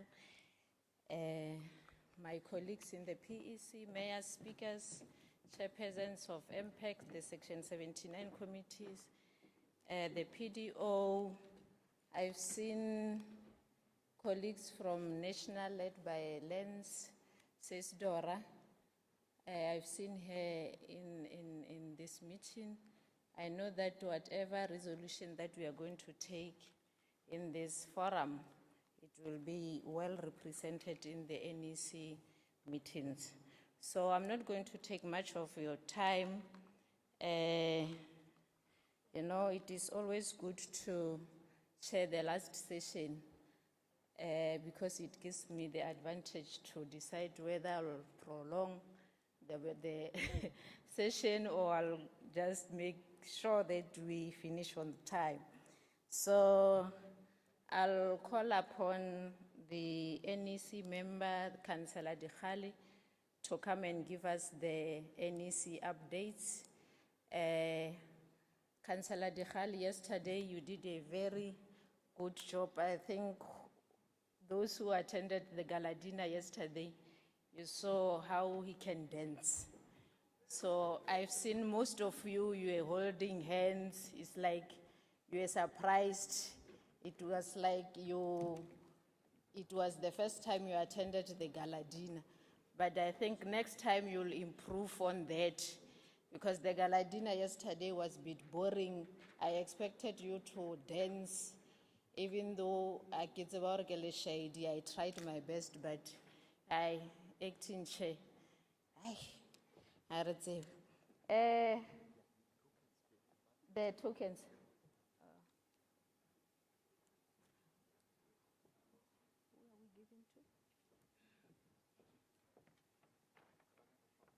Can-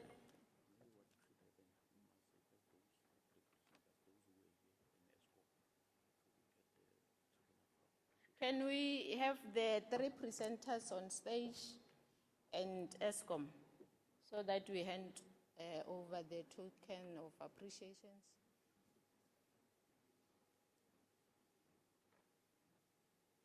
Councillor Shai, can you please come on stage so that you help the NEC, Councillor Dikhali to hand over?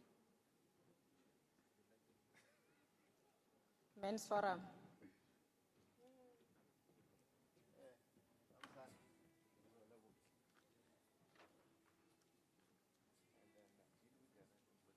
Can you come back on stage?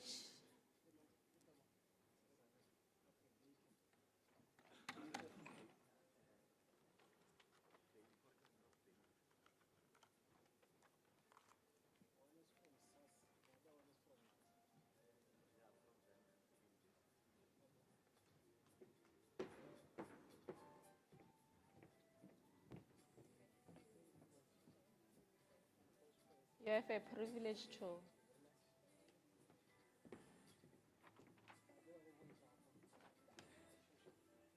Thank you, Councillor Shai. Can we give Mr. Dikhali the round of applause as she ascends the stage?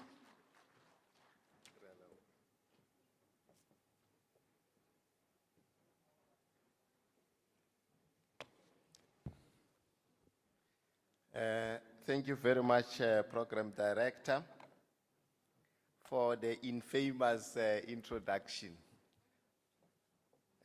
Councillor Malapisa, I tried to hide myself, now I'm exposed. Well, like I'm a Jai fan. Thank you very much, Program Director. I want to take this opportunity to greet our host, Executive Mayor of Thulamela, Councillor Sarah Rambuda. Greet the traditional leaders who are here representing our esteemed royal families. Take this opportunity to greet the NEC members who are here, Honorable Councillor Pule, including our High JD here, I think she's around, Councillor Maina Bahula. Also take this opportunity to greet all executive mayors, speakers, chief whips, chairpersons of MPECs, including our municipal managers.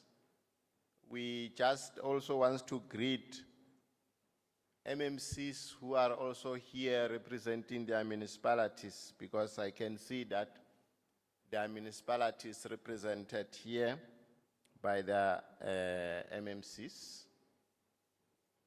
We also want to take this opportunity, Program Director, to greet our administration from our national office, in particular our provincial administration led by our PDO of Limpopo, Ms. Lidile Sebati. We also want to take this opportunity to greet our media people who are here and all our guests. Ladies and gentlemen, good afternoon. And the Masear, Inhlekani, Towel.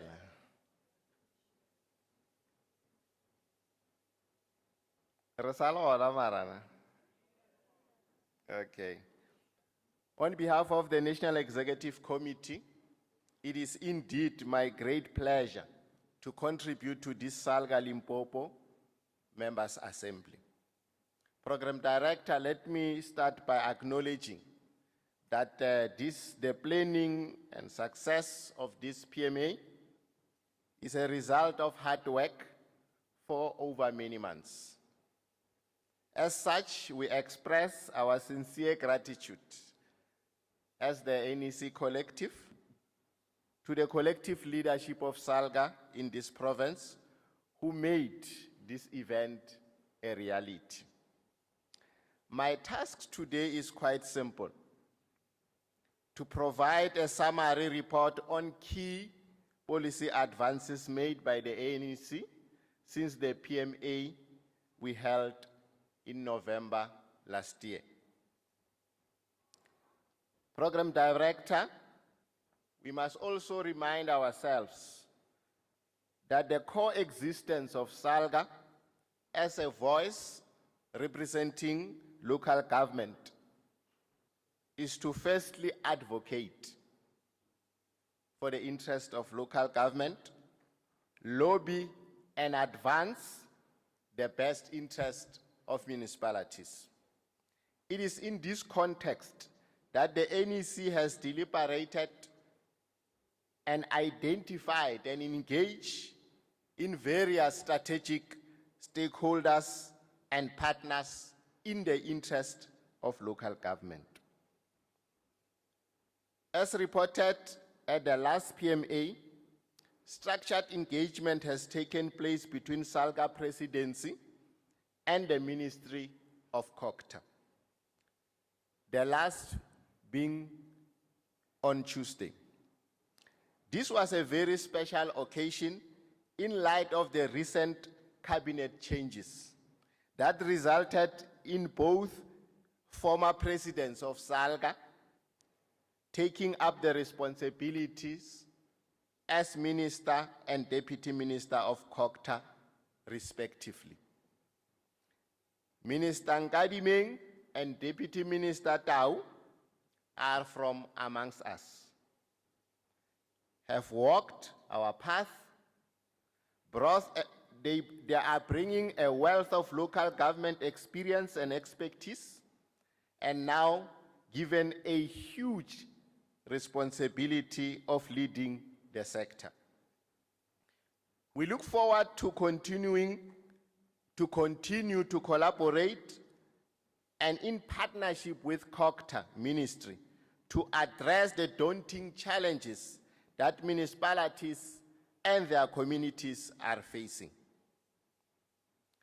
Our discussions with COGTA Ministry centered around matters pertaining to, number one,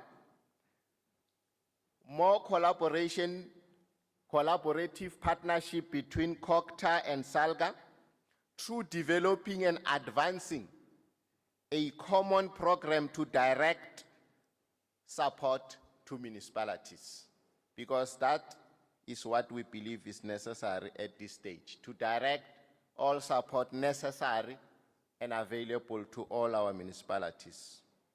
Assist to be direct to municipalities to improve grant spending. This is important, ladies and gentlemen, that assistance to be directed to municipalities to improve our grant spending.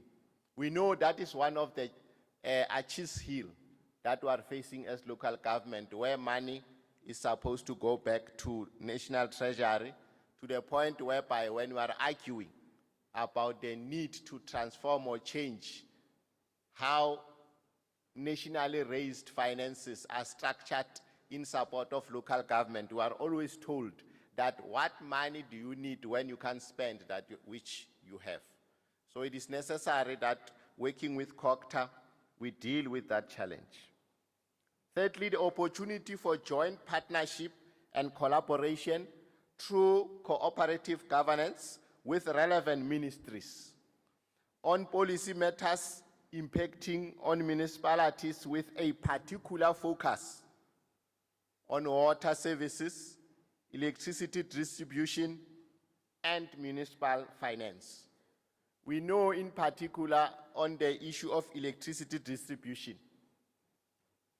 most municipalities are facing a challenge whereby where ESCOM is distributing electricity, they can't collaborate with ESCOM to use that instrument, for example, for issues of credit control. Where ESCOM is working with municipalities, they cherry pick the important customers or clientele, whilst municipalities are left with poor communities who are unable to pay and creating the current debt that we are having. So in our engagement, we'll be mindful of such circumstances and challenges facing local municipalities. Having regard to recent Auditor General's report on joint, we are going to have joint effort towards improving on the next audit cycle.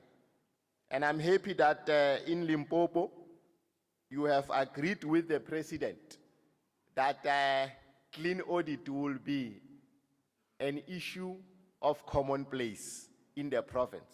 So keep it up and become a good example for other provinces. The other matter, which is a critical matter that was discussed with the ministry, was in relation to councillor welfare, with a focus at the current moment, firstly, on the upper limits notice to be issued for both 2022, 2023, 2023, and 2024 financial year. We know that there is that kind of notice, and we believe you made your inputs, and we will be working to ensure that it comes out in a manner that continuously improves the welfare of councillors. But we are also working in partnership with COGTA in order to consolidate our effort to engage the independent commission, which is responsible for the remuneration of office bearers, to finally agree with us to implement Judge Musi's intervention in how our remuneration should be structured. So we believe that as we continue, the welfare of councillors from our point of view should be improved in that regard, so that councillors with quality and ability, because we are looking at councillors who are highly qualified, who have the necessary technical understanding of local government to be councillors, so that they are able to strategically lead their municipalities. So that is why the issue of councillor welfare is important, to entice those who will help us moving forward. The other matter that we discussed was the issue of the upper limit for senior managers, particularly to improve the weaknesses that we have seen in relation to whereby senior managers end up earning less than junior officials. So we are working with COGTA in order to remedy that challenge and weakness. We're also unpacking measures to introduce stability in municipalities governed through collusions arrangements. I think this one we discussed a lot yesterday. We don't have to go back there. We know the position of SALGA in terms of collusion arrangements, because we believe they can bring a lot of instability if not well managed. Considers to improve on the relationship between traditional leaders and councillors. I'm happy in this province we don't have a challenge, because I have seen Baho Singobe, they are working well together with the PEC, and let's continue to do so also at ward level and municipal level, because I know that there will always be character clashes when it comes to that kind of relations. But we must endeavor to finally have what we call memorandum of agreement between Maroshi, the Hose, in our municipalities. We should do that. Because if you have a memorandum of agreement, say, for example, on issues of spatial development, you are able to say, but we agreed that as a municipality, we can't move forward without knowing, without engaging or consulting with you. Or you can't be putting up people without the municipality knowing. So in doing so, you are limiting the risk of unplanned development. So it is very key to have that kind of relationship. We also had a bilateral engagement with Minister Hosien Tsoramogopa, you know, the Minister of Electricity in the Office of the Presidency, to ensure that we implement the National Energy Plan, because the people who are affected mostly is us. So we believe that looking into the history of Ndate Ramogopa, of being a local practitioner, will then be able to work closely with himself, COGTA, Department of Water and Sanitation, Ministry of Forestry, Environment and Fishery, including ourselves, to collectively find solutions, particularly on key local government deliverables like electricity, water, sanitation, and waste management, including environmental management and other challenges that we are facing as local government. This includes the externalities like load shedding, which has created significant losses in terms of revenue, damage to our electricity distribution network, especially substations which are being damaged, particularly during load shedding, where we are facing a lot of theft and vandalism. So we believe that by implementing the National Energy Plan, this can be averted. Program Director, as the NEC, we have also been deliberate in closing the gap between SALGA collective leadership and its members through creating platforms for regular engagements and interaction with our municipalities.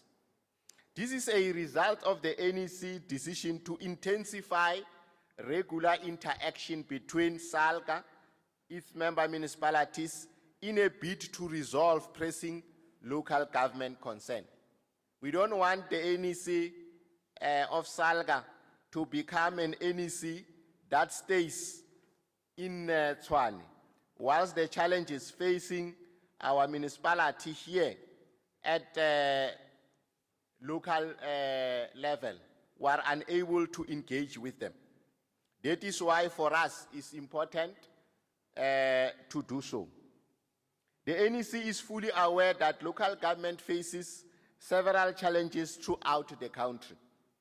This ranges from ongoing urbanization and migration, the impasse between, on the one hand, the municipalities, on the other one, ESCOM and water boards, the challenge of load shedding, drought, the need to grow local economies to facilitate job creation, increasing service delivery demands, and high expectations amongst our residents.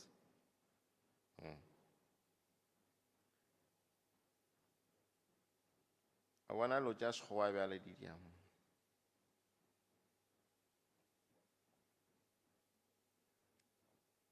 Okay, thank you very much for your indulgence. To date, as I indicated earlier about our engagement with our member municipalities, we have convened 4 rotational engagements in Northern Cape, Western Cape, Northwest, Eastern Cape, respectively, where the NEC engages local municipalities, we listen to their challenges, and we engage in terms of the way forward and solutions in that regard. We should also indicate that we will soon be coming our way to Limpopo and are looking forward to a positive engagement with our municipalities across our beautiful province. Program Director, during this period we have made significant strides as SALGA in fulfilling our mandate to support local government continuous transformation. Having focused on consolidating and building on the firm foundation that we have laid in the previous 5 years. In doing so, we have continuously borne in mind the diverse nature of our membership base, ranging from deep rural municipalities grappling with severe backlogs in terms of roads, in terms of water, aging infrastructure, and institutional challenges, to highly sophisticated cities and metros with significant institutional capacities. Though it is still early days, in all our activities we endeavored to maintain relevancy to each and every member, no matter their circumstances and situations, whilst at the same time deepening the quality of democratic processes at local government. In this way, we believe that we are well on track in serving our members to the best of our ability. I should, however, hasten to acknowledge that the last 16 months has not been easy for most of us. And we could never have imagined the magnitude of the task at hand. Program Director, as I conclude, whilst progress has been made and substantial work remains to be done in the coming months, frustration with the continuing lack of fundamental economic transformation and inequality are real. Councillors from across our 257 municipalities led by SALGA must therefore address the stubborn challenges that continue to bedevil the sector's progress. I have no doubt that this collective gathered here today will be able to take up the task of continuing to be catalyst in terms of ensuring that local government continue to be a relevant sphere to our people, whereby our presence bring about renewal, bring about development, bring about social cohesion and unity. Ladies and gentlemen, honorable councillors, baetapele ba gešo, I want to take this opportunity and moment and thank all of you on behalf of SALGA NEC and wish that everything that you have engaged with and remain to be engaged with in this PMA will be able to take local government forward that our people chooses moving forward. Thank you very much. Ndoleboa, Kyaleboga, Hakens. Thank you, Councillor Dihali. Before you leave, I know that those were updates, but we'll open for engagement so that, do we have any hand, any question, any comment? Councillors? Okay, mandate from the ANC. Councillor Dihali? I think they are okay with the updates that you have given us. So thank you for your time. And he's always with us in the PEC. And I'm told that that is why whenever we have our PEC meetings, he's present, whether it is a physical meeting or visual meeting. For the opportunity. Can we give him the round of applause when he... Thank you. Can we then go to the next item, which is the PMA outcomes reports and the provincial organizational report. And this item is going to be rendered by Paulina Matsaung. Can we give her the round of applause? Our Matswara nana le jealous. Thank you. Thobela. Program Director, let me greet you. As introduced, my name is Pauline Matsaung. According to the program, this item was supposed to be delivered by Mayor Lidile Sebati, but unfortunately, she's not feeling well, and therefore I've been requested to just quickly talk to it. Let me start by acknowledging the presence of the leadership in the House, from all formations, from all municipalities. We acknowledge the outcomes report. So we know that we've held a PMA in 2022. There was a report that was developed, which has been shared with members. And briefly, what I will indicate from that report is that there were 15 resolutions that were outlined based on the declaration that was adopted in that PMA. And out of those 15 resolutions, 8 of the resolutions have already been achieved, which means they're out of the radar. And the remaining 7 have not yet been completed. So you will note when you look at the report, they are indicated as working in progress. So those resolutions have been now translated into the current APP and are currently being implemented. The report, Chairperson, it's very detailed and it has been shared with members. I will not go through the slides as there's about 55 slides of that report. So Chairperson, allow me to just request for members to adopt the report as shared with members and on the assumption that it has been read by members. The second item, Chairperson, is on the organizational report, also for the financial year 2022-2023. The report also has been prepared and it was shared with members. And when you look at the slides, just quickly, if I rush into that slide, you'll see that this is the report on the previous PMA. When you look at the organizational report, out of the 38, the province had 38 indicators, and of those 38 indicators, 91% has been on track, has been achieved, and only 9% has not been achieved.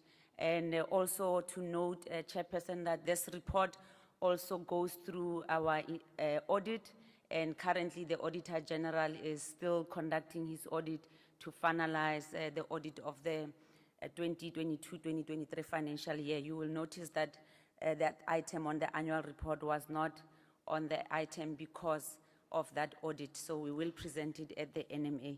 Chairperson, let me pause here and request members to note the report as included in the agenda pack that indicates that as the province, in terms of the financial year 2022-2023, 91% in terms of achievement of our indicators. Thank you so much.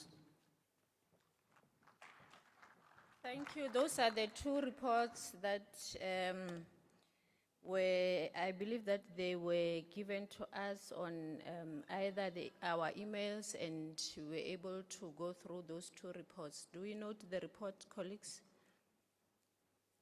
Can I see the indication that we note the 2 reports by show of hands? Okay, thank you. Can we then go to the next item?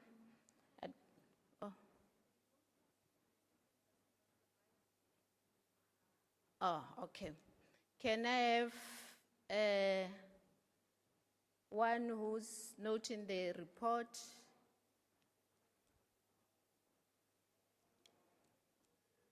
I don't see anyone raising.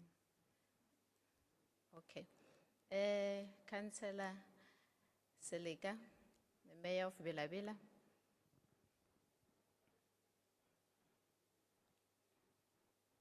Thanks very much, Chairperson of the session.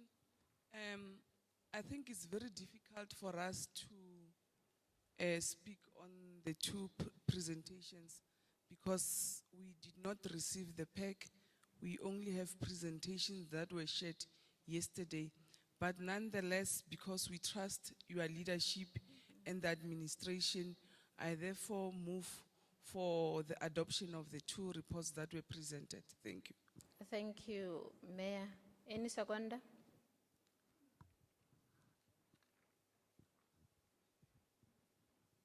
Any seconder?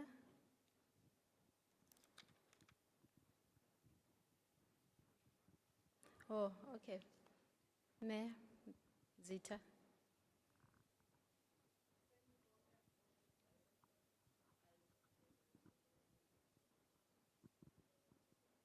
Thank you. Can we then go to the next item, adoption of the PMA declaration? It will be rendered by Councillor Zita. Can we give her the round of applause?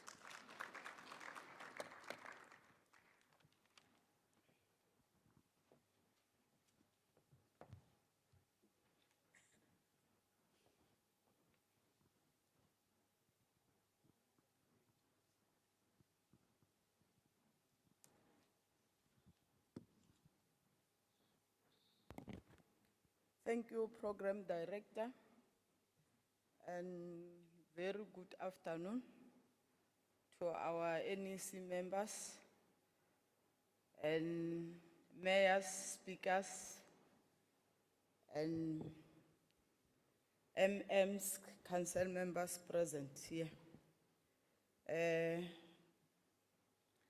I'm going to read the PMA declaration.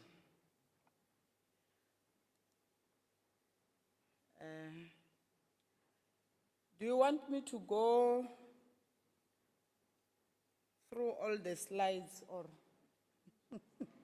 one by one? Okay. We, the representatives of municipalities gathered on the occasion of our Provincial Members' Assembly, held on the 18th to 19th July 2023 at Kalahari Waterfront, Nandoni, Avembe. We reaffirm our commitment to realizing our developmental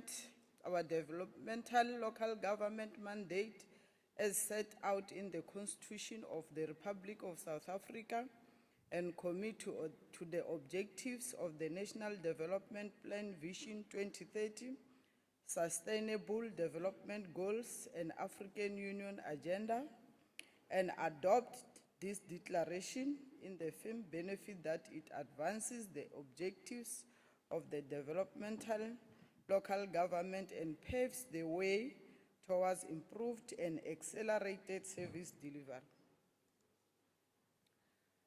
We recognize the challenges of poverty, inequality, and increasing unemployment facing South Africa, the lack of constant service delivery across our municipality.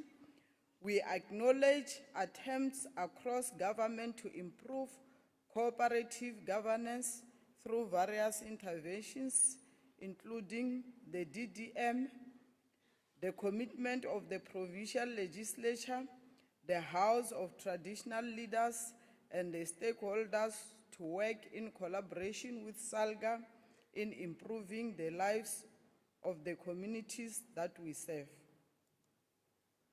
We note the current challenges visited upon our municipalities, thereby affecting local government negatively. The current challenges associated with the new phenomenon of coalition governments in the public sector.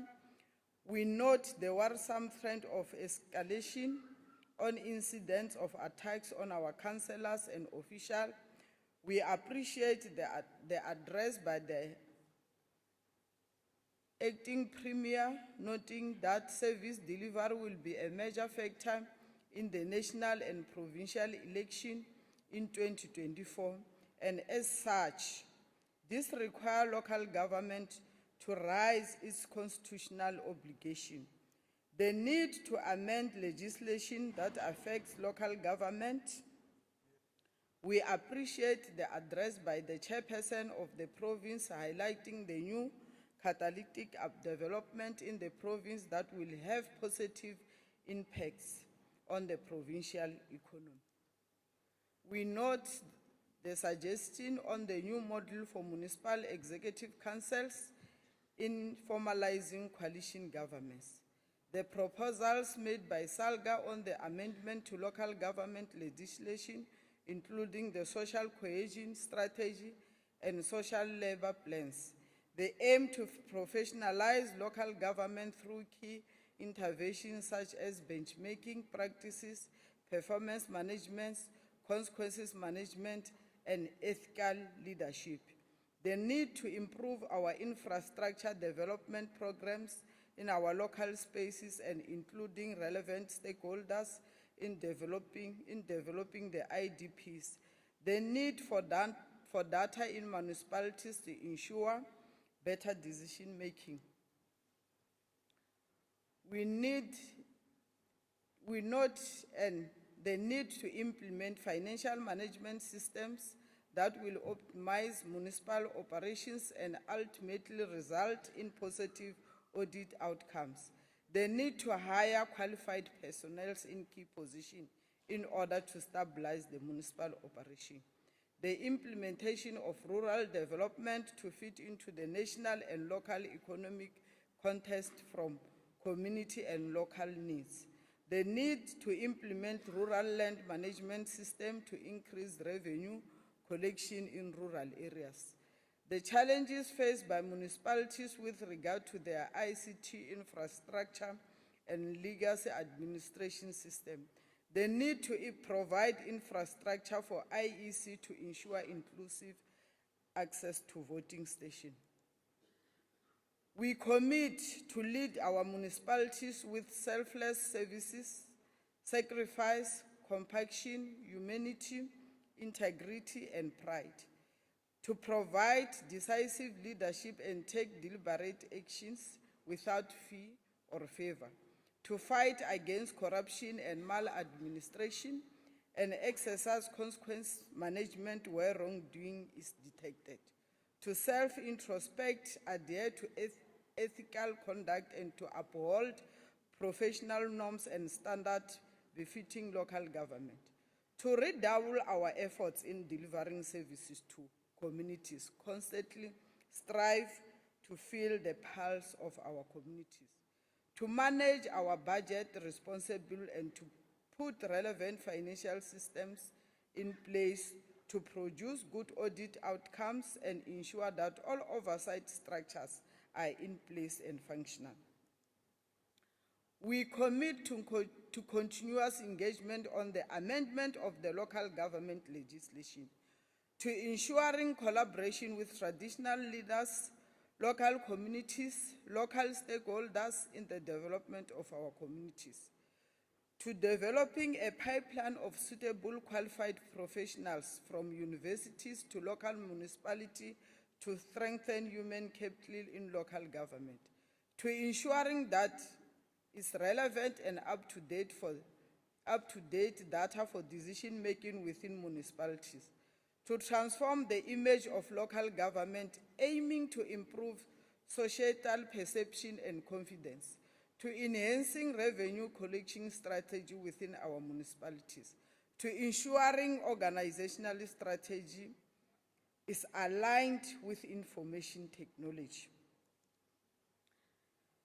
The Assembly also resolved to partner with institutions and other stakeholders in raising funds for public projects, support Black and local economic participation and beneficiary in the economy, to redeveloping relevant industrial infrastructure plans to boost the provincial economy, structures, support and guidance to be given to municipalities in rural spatial transformation, improve expenditure of allocated grant funding for infrastructure development and maintenance within municipalities.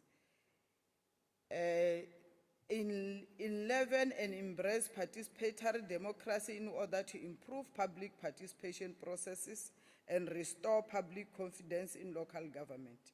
Advocate for accelerated review of the outdated local government funding mood in the alignment with national fiscus to support smaller municipalities.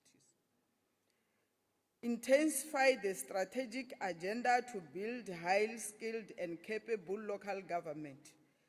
Build a capable development state through professionalization of the sector and skills development. Partner with institutions of higher learning, SETAs, and other relevant government departments to offer capacity building initiatives to municipalities.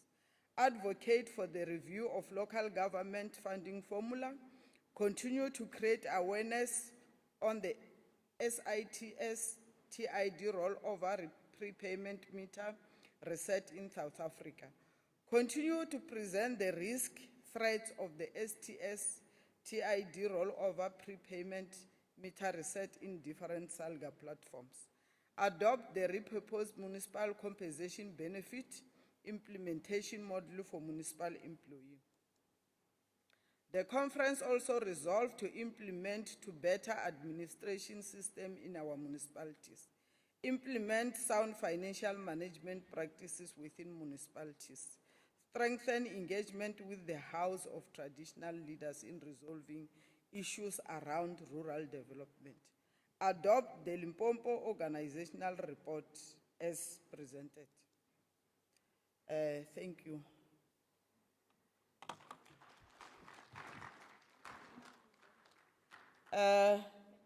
We must move for the adoption of the report.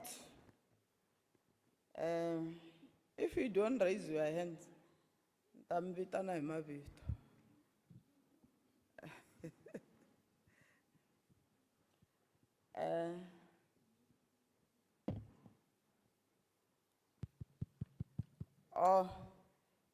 The Mayor of Messi. Thanks very much, Major. I, Councillor Mawela and Kanezeni Godfrey, hereby move for the adoption of the declaration as read. Thanks very much. Thank you. Any seconder?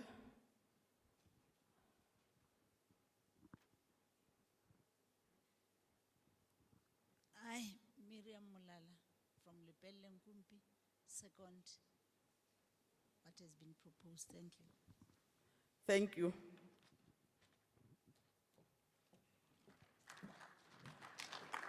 Thank you, Councillor Zita, for reading out the declaration for us.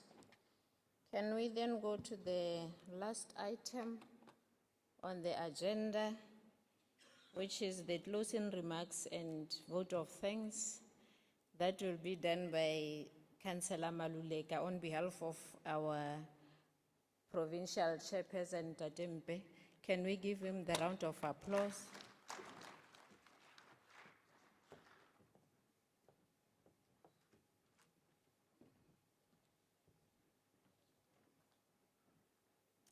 Thank you very much, Program Director, and good evening to all of you. Program Director, I have noted your concern that I didn't live up to expectation yesterday during the gala dinner.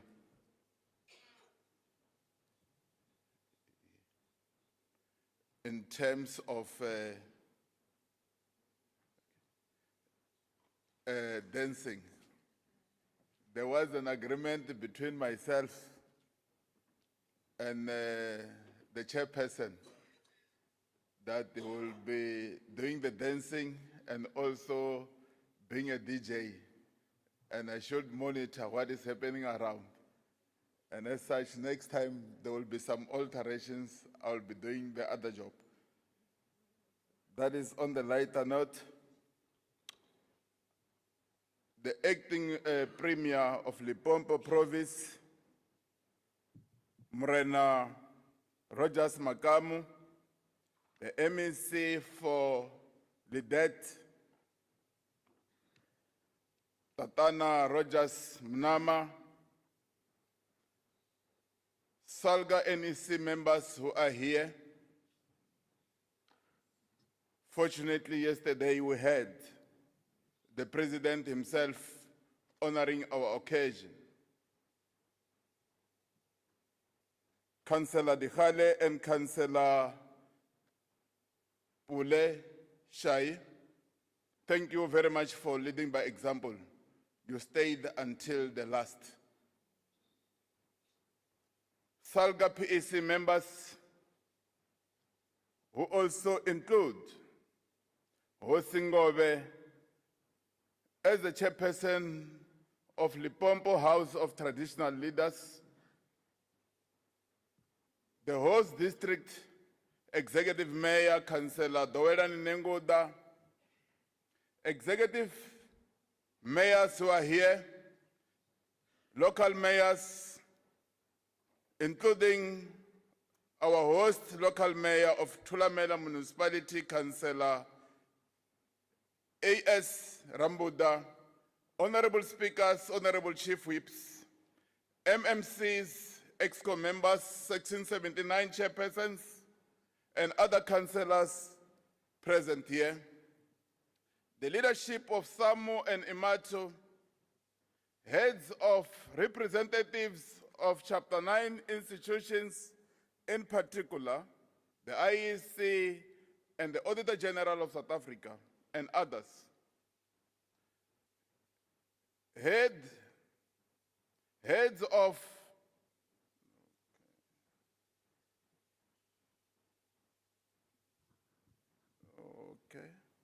Heads of Provincial Treasury, Mr. Gavin Brandt and his team, SALGA Director of Operations, our hardworking Mayor Lindile Sibati and your team,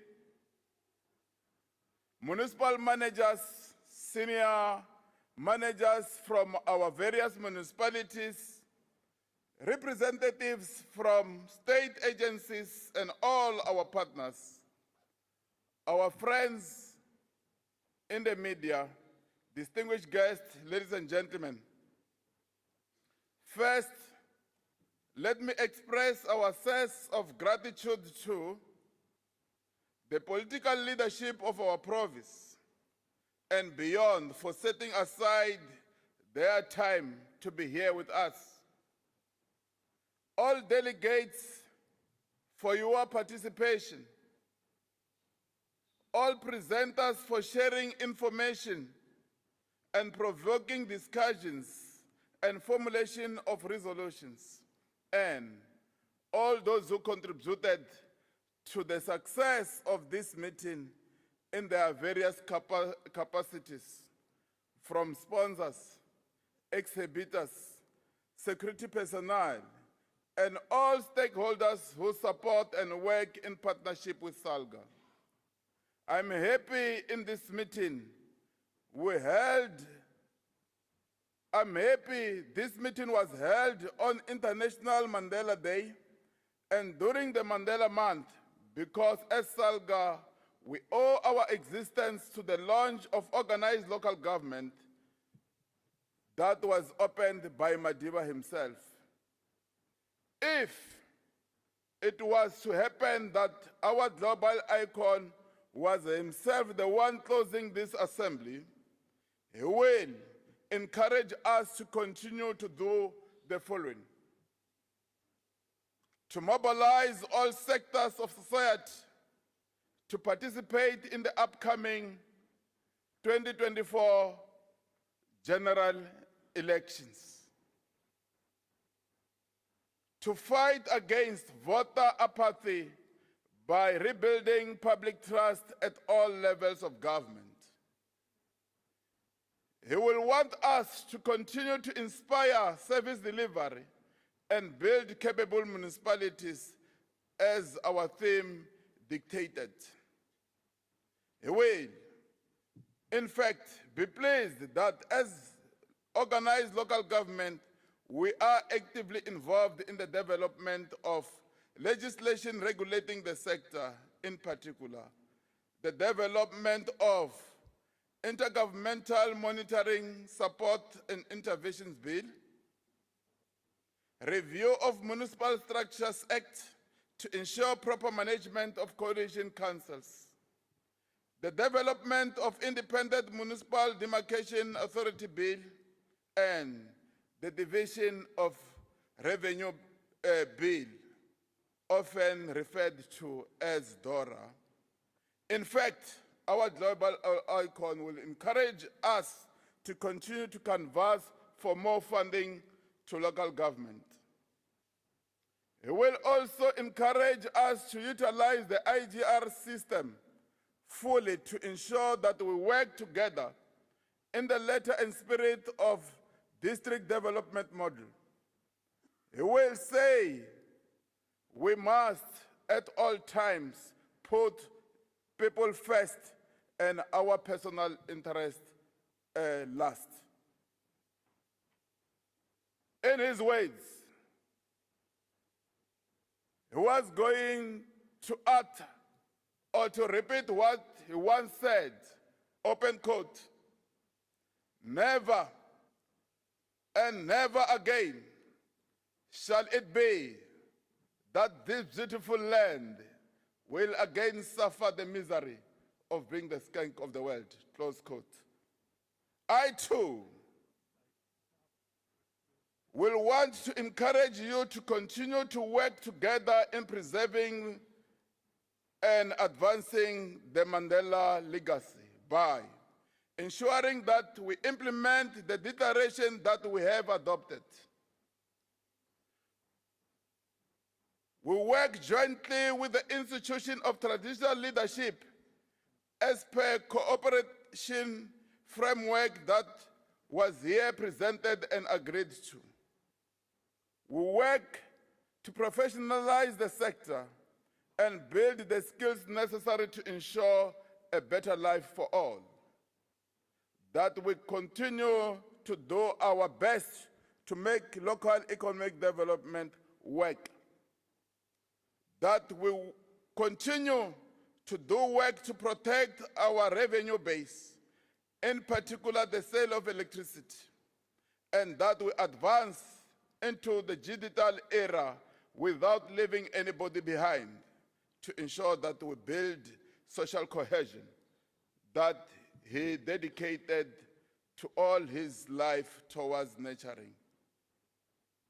Ladies and gentlemen, let me now take this opportunity on behalf of the Provincial Executive Committee of SALGA in Limpopo, and with the powers vested in me by the Constitution of SALGA, to declare that this Provincial Members' Assembly of SALGA in Limpopo is officially adjourned. I thank you.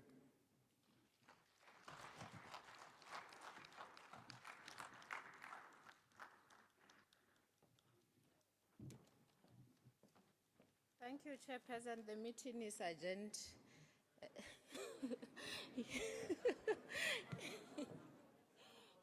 I get it, Chairperson Ozwalet. I wasn't supposed to come back anyway. Thank you.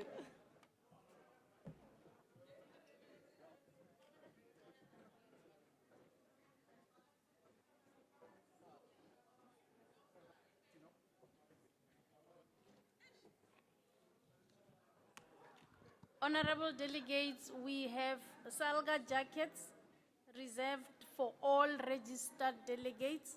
Please make sure that you collect one for yourselves. Thank you very much.